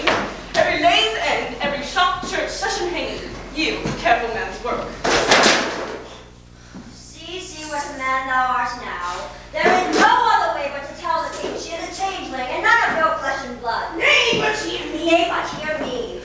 True then. She being none of your flesh and blood has not offended the king, and therefore your flesh and blood is not to be punished by him. Show him those things, those secret things that you found about her, all but what she has with her. This being done, let the law go whistle, I warrant you. Oh, I will tell the king all, every word, yea, and his son's pranks too, who I may say is no honest man, neither to his father nor to me, to go about to make me the king's brother-in-law. Oh, indeed, brother-in-law was the furthest off you could have been to him, and then your blood would have been the dearer by I know how much an ounce. Very wisely puppies. Let us to the king. There's that in this bottle that will make him scratch his beak. I know not what complaint this impediment may be to the flight of my master. Prithee, he be at palace. Oh, I'm not naturally honest. I am so sometimes by chance. Let me pocket up my peddler's excrements. How now, Busters? Whither are you bound? To the palace, and it like you, sir? Your affairs therewith, the condition of that bottle, your places of dwelling, your having, your breathing, and anything else that is fitting to be known, discover. We are but plain fellows, sir. A lie. You are rough and hairy. Let me have no lying. It becomes none but tradesmen. And they often give us soldiers the lie, but we pay them for it stamped coin, not stabbing steel. Therefore, they do not give us the lie. Your worship would have liked to have given us one if you had not taken yourself of the manner. Oh, you a courtier, and it like you, sir. Whether it like me or no, I am a courtier. Seest thou not the air of the court in these enfoldings? Hath not my gait in it the measure of the court? Receives not thy nose from me the court order? Reflect not on thy baseness, court contempt. Thinkest thou, for that I told or insinuate from thee thy business, I am therefore no courtier? I am courtier, cap a pay, and one that will either push forth or pluck back thy business there. Whereupon I command thee to open thy affair. Our business is with the king. What advocate hast thou to him? I know not, and like you. Advocates the court were for best puppies, say you have none. None, sir. I had no pheasant. Come your head. How blessed are we that we are not simple men. Yet nature might have made me as these are, therefore I will not disdain. This must be but a great courtier. His garments are rich, but he wears them not handsomely. He is more noble and being fantastical, a great man I warrant. I know by the picking on his teeth. That bottle there. What's in the bottle? Wherefore that box? There are such secrets in this bottle box that none must know but the king, and which he shall know within the hour if I may come to the speech of him. Age, thou hast lost thy labor. The king is not at the palace. He has gone aboard ship to purge melancholy and air himself. And if thou beest capable of things serious, thou must know the king is full of grief. So 'tis said, sir, about his son was to marry a shepherd's daughter. If that shepherd be not in hand fast, let him fly. The curses he shall receive, the tortures he shall feel, shall break the back of man, the heart of monster. Think you so, sir? Not he alone shall suffer what wit can make heavy and vengeance bitter, but those that are germane to him, though removed 50 times o'er, shall all come under the hangman, which is a pity, yet it is necessary. An old sheep-whistling rogue, a ram tender to offer to have his daughter come into grace. Some say he shall be stoned, but that death is too soft for him, say I. To bring our throne into a sheepcoat? All deaths are too few, the softest too easy. Has he a son, sir? Do you hear? I did like you, sir. He has a son, who shall be flayed alive, then anointed over with honey, then set on the head of a wasp's nest, then be made to stand till he be 3/4 and a dragon dead.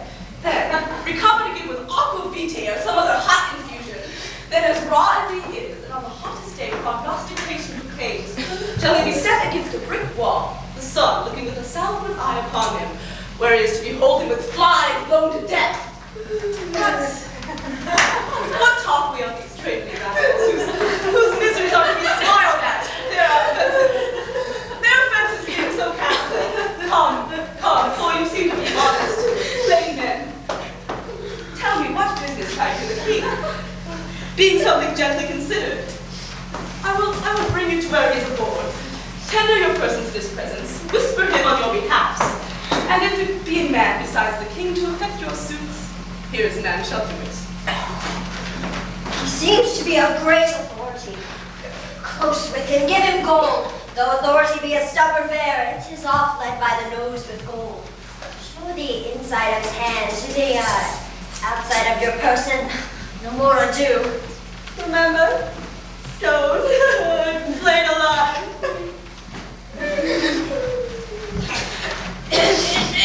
Like you said, to undertake this business for us. Here is the gold I have. It will bring it as much more. And leave this young man in pawn until I bring it to you. After I've done what I promised, Sir? I will give you the moiety. Are you a party in this business? Sort of, sir. But though my case be a pitiful one, I hope I shall not be flayed out of it. Oh, that's a case for the shepherd's son. And he'll be made an example. Comfort, good comfort. We must to the king and show him our strange sights. You must know 'tis none of your daughter nor my sister. Sir, I will give you as much as this old man has promised when the business is performed, and remain, as he says, your pawn till it be brought you. I will trust you. Walk toward the seaside, go on the right hand. I will but look upon the head and follow you. You are blessed in this man, as I may say, even blessed. Just before, as he bids us, he was provided to do us good. I had a mind to be honest. I see fortune would not suffer me. She drops booty in my mouth. I am courted now with a double occasion, gold, and a means to do the prince my master good, which who knows how that may turn out to my advantage. I will bring these 2 wolves, these blind ones, aboard him. If he see it fit to shore them again, and that the business they have to the king concerns him nothing, let him call me rogue for being so far officious, for my name is proof against that title and what other shame belongs to it. To him I will present them. There may be matter in it.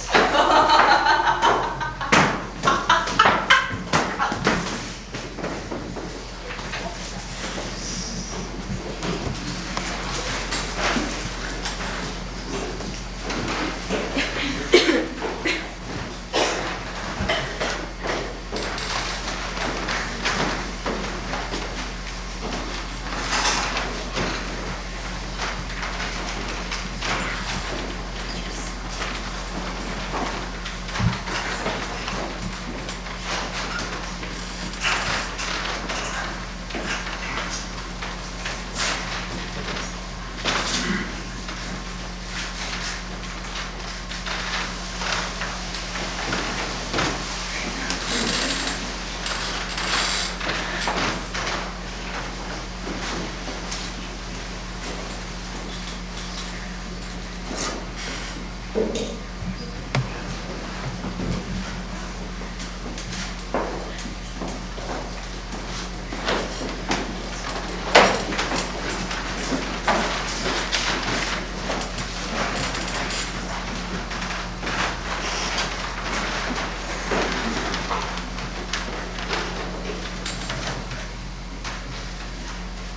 you have done enough and have performed a saint-like sorrow. No fault could you make which you have not redeemed. Indeed, paid down more penitence than the trespass. At the last, do as the heavens have done. Forget your evil. With them, forgive yourself. Once I remember her and her virtues, I cannot forget my blemishes in them, and so still think of the wrong I did myself, which was so much that ereless it had made my kingdom, and destroyed the sweetest companion that man dared his hopes. True, too true, my lord. If one by one you wedded all the world, or from the all that are took something good to make a perfect woman, she you killed would be unparalleled. I think so. Killed. She I killed, but thou strikest me sorely to say I did, for it is as bitter upon thy tongue as in my thought. Now, good now, say so but seldom. Not at all, good lady. You might have spoken 1,000 things that would have done the time more benefit and graced your kindness better. You are one of those would have him wed again. If you would not so, you pity not the state, nor the remembrance of his most sovereign name. Consider little what dangers by his highness's veil of issue may drop upon our kingdom and devour in certain lookers on. What were more holy than to rejoice the former queen as well? What holier then, for royalty's repair, for present comfort, and for future good, than to bless the bed of majesty again with a sweet fellow to it? There is none worthy. Respecting her that's gone. Besides, the gods will have fulfilled their secret purposes. For has not the divine Apollo said, is it not the tenor of his oracle that King Leontes shall not have an heir till his lost child be found? Which, that it shall is all as monstrous to our human reason as my antagonist to break his grave and come again to me, who on my life did perish with the infant. 'Tis your counsel, my lord, should to the heavens be contrary, oppose against their wills. Care not for issue, the crown will find an heir. Great Alexander left his to the worthiest, so his successor was like to be the best. Good Paulina, who I know has the memory of Hermione and honor. Oh, but I had squared thee to my counsel then. Even now I might have looked upon my beautiful eyes and have taken treasure from her lips. And left them more rich for what they yielded. True. It's true. No more such wives. Therefore, no wife. One worse and better used would again make her sainted spirit possess her corpse. And on this stage, where we offenders now appear so vexed and begin, why to me? Had she such power, she had just cause. She had, and would incense me to murder her I married. I should so. Were I the ghost that walked, I bid you mark her eye, and tell me for what dull part in it you chose her. Then I'd shriek, that even your ears should rift to hear me, and the words that followed should be, remember mine. Stars, stars, and all eyes else dead cold. I'll have no wife, Paulina, fear thou I'll have no wife. Will thou swear, never to marry but by my free leave? So be blessed my spirit. Good my lords, bear witness to his oath. You tempt him overmuch. Unless another, as like Hermione as in her picture front his eye. Good madam. I have done. Yet if my lord will marry, he will sir no remedy but choose. Give me the office to choose sure queen. She shall not be so young as was your former, but she shall be such as walked your first queen's ghost. It should take joy to see her in your arms. Good Paulina, we shall not marry till thou bidst us. That shall be when your first queen's again in breath, never till then. One that gives out himself, Prince Florizel, son of Polixenes, with his princess. She, the fairest I have yet beheld, desires access to your high presence. What with him? He comes not like to his father's greatness. His approach so out of circumstance and sudden tells us of visitations not framed, but forced by need and accident. What trade? But few, and those but mean. His princess, you say, with him? Aye, the most peerless piece of earth, I think, that e'er the sun shone bright on. O Hermione, as every present time doth boast itself above a better gone, so must thy grave give way to what's seen now. Sir, you yourself have said and writ so, but your writing now is older than that deed. She had not been, no, was not to be equals. Thus your writing flowed with her beauty once. 'Tis shrewdly out to say you had seen it better. Pardon, madam, the one I have almost forgot your pardon. The other, when she has obtained your eye, will have your tongue too. This is a creature which she begin a sect, might quench the zeal of all professors else, make proselytes who she but did follow. How, not women? Women will love her that she is a woman more worth than any man. Men that she is rarest of all women. Go, Cleophas, yourself assisted with your honored friend. Bring them to our embracement. Still, 'tis strange they should thus steal upon us. Had our prince, jewel of children, seen this hour, he had fared well with his lord. There was not a full month between them. Cease. No more. Thou know'st he dies to me again when talked of. Sure, when I see this gentleman, thy speeches will bring me to consider that which may unfurnish me of reason. Now come.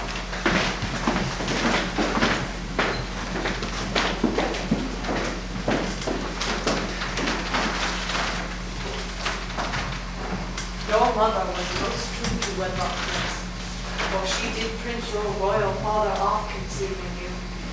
Were I but 21, your father's image is so hid in me, his very air, that I should call you brother as I did him, and speak of something wildly performed by us before. Most dearly welcome, and your fair princess. Goddess. Oh, alas, I had a couple that might have stood betwixt heaven and earth, as you gracious couple do, begetting wonder. And I lost all mine own folly, the society, amity too of your brave father, who I desire, though bearing misery, desire my life once more to look on him. By his command have I here touched Cecilia, and from him send you all measures that a king and friend can send his brother, who but for infirmity which waits upon warm times, hath sometimes seized his wished ability. Himself the land and waters twixt your throne and his had measured to look upon you, whom he loved, he bade me say so, more than all scepters and those that bear them living. Oh, my brother, good gentleman, the wrongs I have done thee stir afresh within me, and these thy offices so rarely kind are as interpreters of my behindhand slackness. Welcome hither as the spring to the earth, and hath he too exposed this paragon to the fearful usage, at least ungentle, of the dreadful Neptune, to greet a man not worth her pains, much less the adventure of her person? Good my lord, she came from Libya, where the warlike smelts that noble honored lord is feared and loved. Most royals are from thence, from him whose daughter his tears proclaimed his parting from her. Thence a prosperous south wind friendly, we have crossed to execute the charge my father bade me for visiting your highness. My best train I have from your Sicilian shores dismissed, before Bohemia bend to signify not only my success in Libya, but my arrivals and my wife's, here in safety where we are. Oh, blessed gods do purge all infection whilst you do climb it here. You had a holy father, a graceful gentleman, against whose person so sacred as it is I have done sin. And the heavens taking angry note have left me issueless. And your father blessed with you, worthy his goodness. What might I have been, might I, a son and daughter, have looked upon such goodly things as you?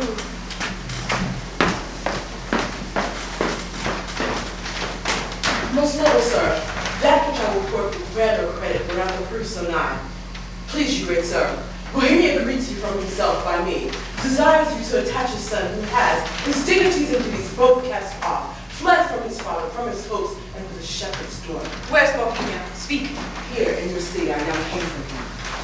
In the chase, it seems he hastens to report in pursuit of this fair couple, meeting on the way the father of the single lady and her brother, having both the country quitted with this prince. Camillo has betrayed me, whose honor and whose honesty till now endured all measures. Lay it so to the charge. He is with your father, the king. Who? Camillo? Camillo, sir, I spake with him as these poor gentlemen in question. Never saw I wretches so quick. They kneel, they kiss the earth, forswear themselves as often as they speak. Bohemia stops his ears and threatens them with divers deaths and death. Oh, my poor father! The heaven sent spies upon us will not have our contract celebrated. You are married.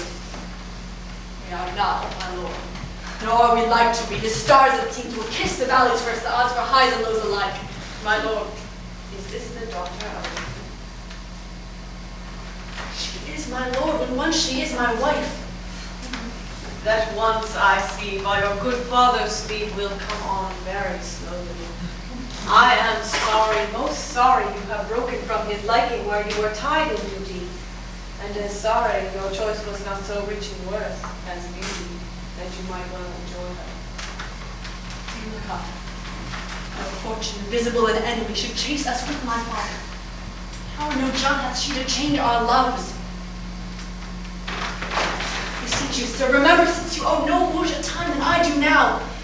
Out of such affection, step forth mine advocate. At your request, my father will grant precious things as trifles. Would he do so? I beg, O precious mistress, which he counts but a trifle. Sir, my liege, your eye hath too much youth in it. Not a month before your queen died, she was much more worth such gazes than what you look on now. I thought of her, even as these looks are made. But your petition is yet unanswered. I will to your father, your honor not being overthrown by your desires. I am friend to them and you, and therefore now go toward him. Therefore, mark which way I make. Come, good my lord.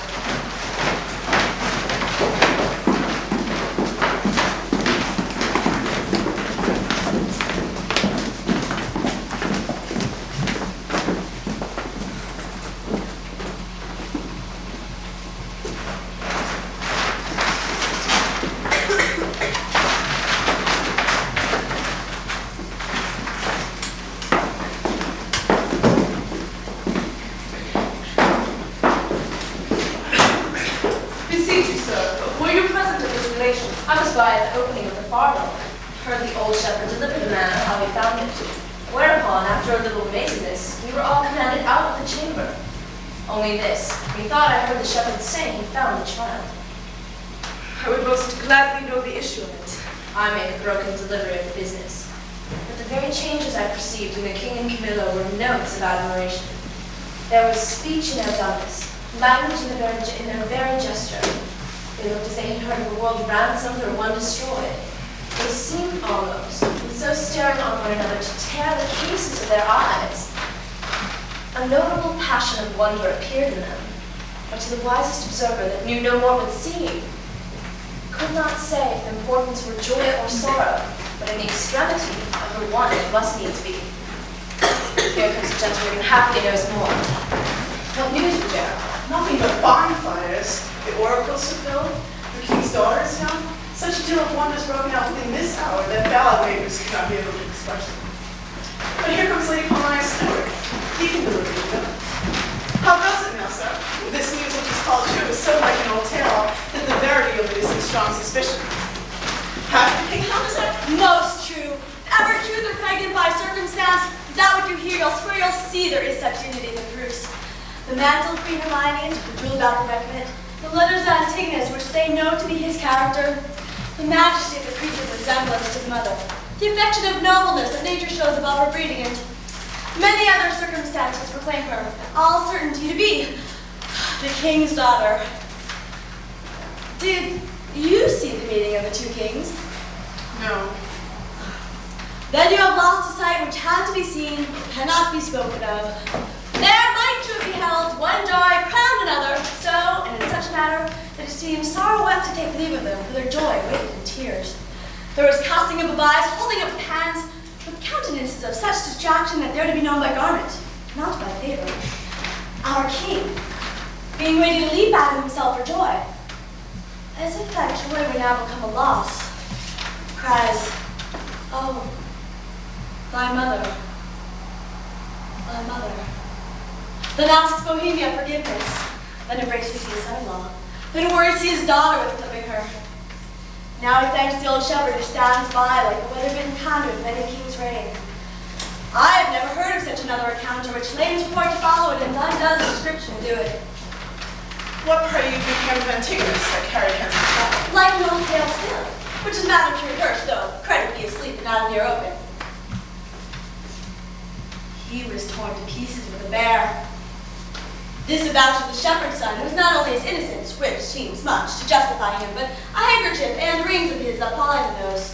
What became of the bark and his followers? Like an old tale still. It was wrecked the same instant of his master's death and in full view of the shepherd. So all the instruments which were aided to expose the child were even then lost when it was found.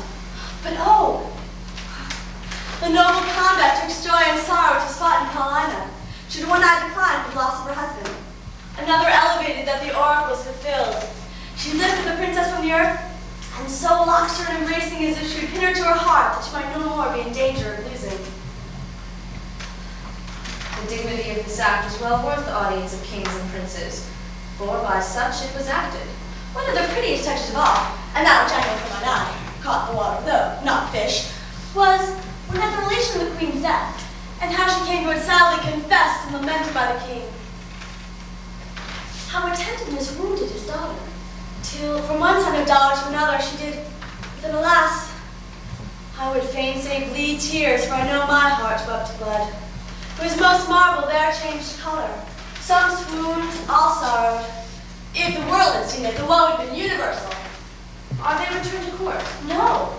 The princess, hearing of her mother's statue, which has been keeping up Paulina, oh, a piece many years in doing, now newly performed by that rare Italian master, Giulio Romano, who, had he himself eternity and could put breath into his work, would beguile nature of her customs so perfectly he is arrayed.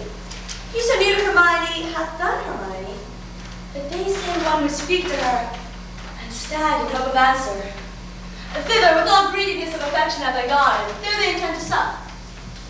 I thought she had some great matter there at hand, for she hath privately, twice or thrice a day, ever since the death of Hermione, visited that ruined house. Shall we thither, and with our company peace and rejoicing? Who would be thence that has benefit of access? Every wink of an eye, some new grace may be born. Our absence makes us unthrifty to our knowledge. Let's alone.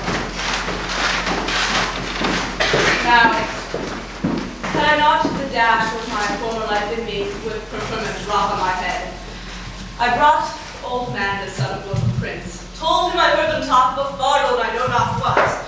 But he, at the time, being so overfond of the shepherd's daughter, so he then took her to be, who began to be much seasick, extremity of weather continuing. This mystery remained undiscovered, but 'tis all one to me, for if I had been the find out that secret, it would not have broached among my other discredits. Ah, here come those I have done good to, against my will, already in the blossoms of their fortune. Come, boy!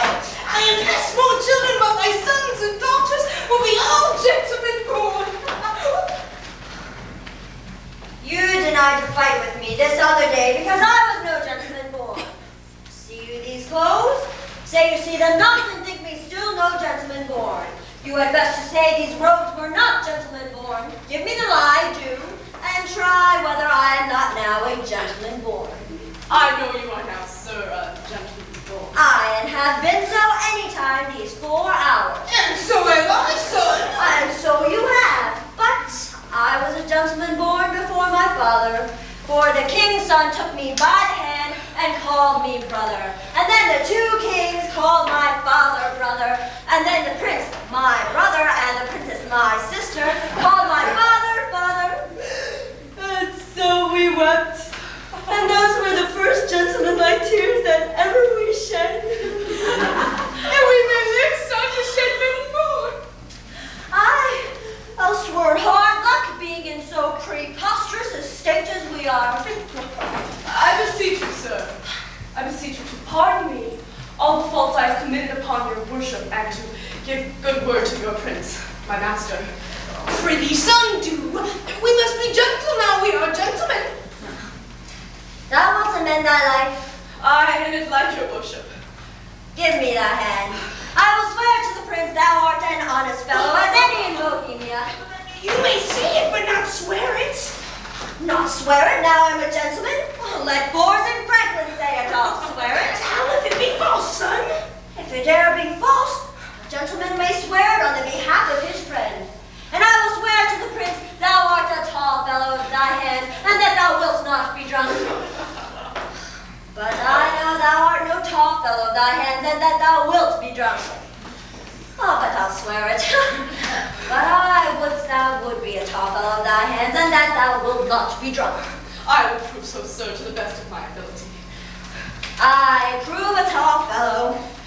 If I do but wonder how thou venturest to be drunk, not being a tall fellow, trust me not.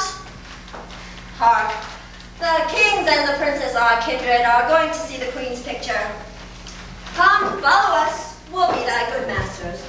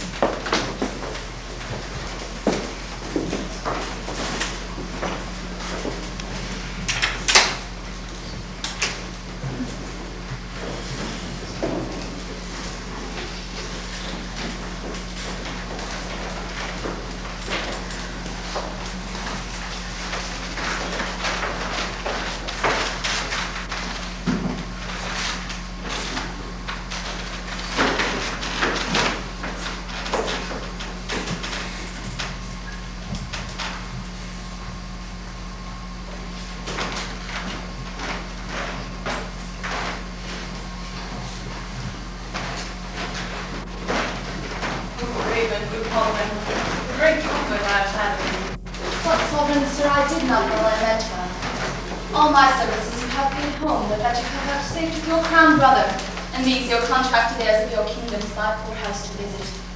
It is a surplus of your grace which never my life may last to answer. We honor you with trouble.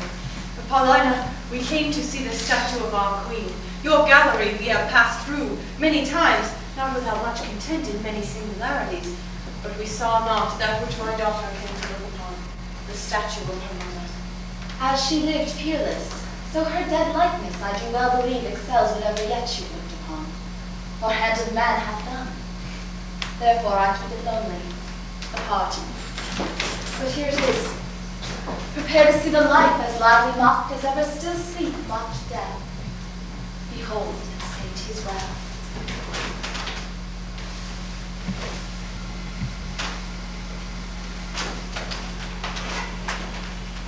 I like your silence. It the more shows off your wonder, but yet speak. First you, my liege, comes it not something near? A natural posture. Chide me, dear stone, that I may say indeed thou art Hermione. Or rather, thou art she in thy not chiding, for she was as tender as infancy in grace. Yet Paulina, Hermione was not so wrinkled as this, nothing so aged as this seems. Not by much. So much the more our Carver's excellence, which lets go by some 16 years and makes her as she lived now. So much as it is to my good comfort as it is now piercing to my soul.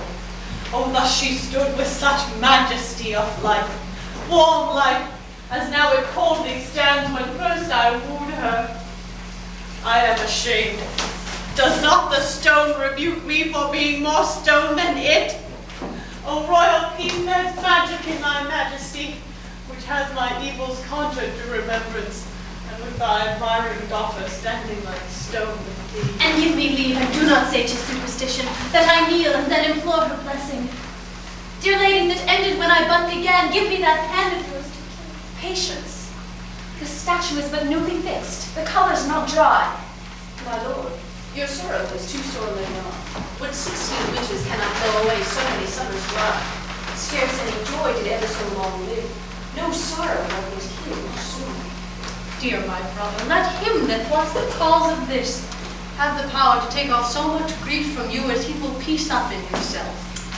Indeed, my lord, if I had thought the sight of my poor image would thus have wrought you, for the stone is mine, I might have showed it.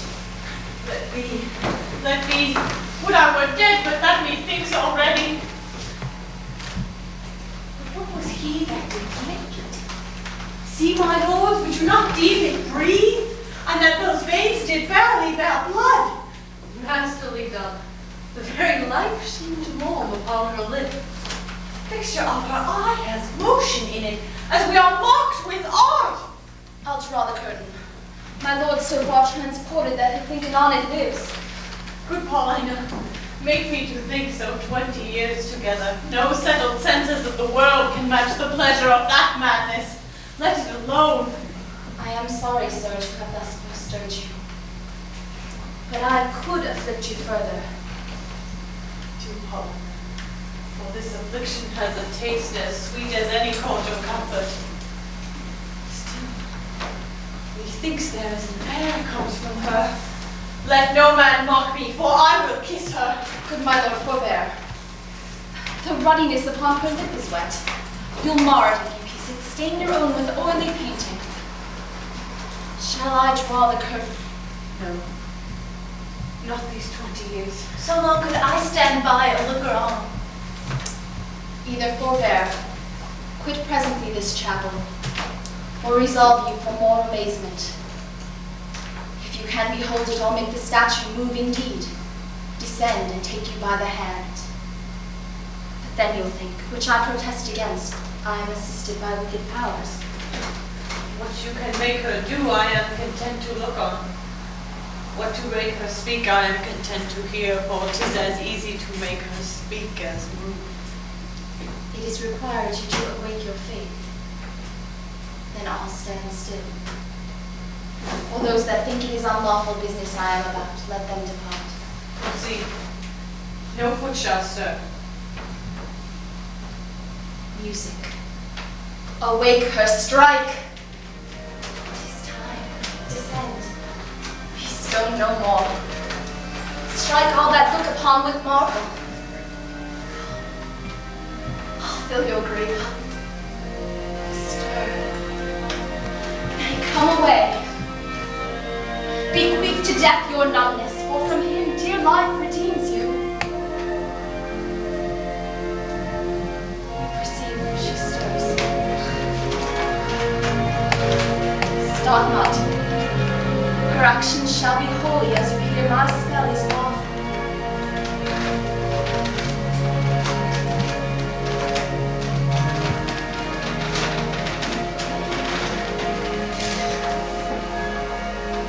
Do not shun her until you see her die again, for then you kill her double. Present your hand. When she was young, you wooed her. Now in age, has she become the suitor? Oh, she is whole. If this be magic, let it be an art as lawful as eating. She embraces him. She hangs about his neck. If she pertain to life, let her speak too. Aye, and make manifest where she has lived or how stolen from the dead. That she is living, for it but told you should be hooted at like an old tale. But it appears she lives, though yet she sleep not. Remarkably wild. Please you to interpose, fair madam. Kneel and pray your mother's blessing. Turn, good lady. Our Perdita is found. Oh, you gods, look down, and from your sacred vials pour your graces upon my daughter's head. Tell me, mine own, where hast thou been preserved? How found thy father's court? For thou shalt hear that I, knowing by Paulina that the horrible gave hope thou wast in me, have preserved myself to suspicion. Tis time enough for that. Lest they should desire upon this push to trouble your joys with like relation. Go together, you precious winners all. Your exultation partake to everyone. I, an old turtle, will wing me to some wicked bough, and there my mate, that's never to be found again, laments till I am Oh, peace, Paulina. Thou shouldst by my consent take a husband, as I by thine a wife. This is a match, and made between us by vows. Thou found mine, though I not know how, for I have in vain said many a prayer upon her grave. I'll not seek far for him, for I partly know his mind, to find thee an honorable husband. Come, Camillo, and take worth and honesty, and here justified by us, a pair of kings. Let's from this place. Pat, both your pardons that I put between your holy looks my ill suspicion. This your son-in-law and son unto the king, whom heaven's directing is troth like to your daughter. Good Paulina, lead us from hence, where we may each one leisurely demand an answer to his part, performed by us in this wide gap of time. Hastily, lead away,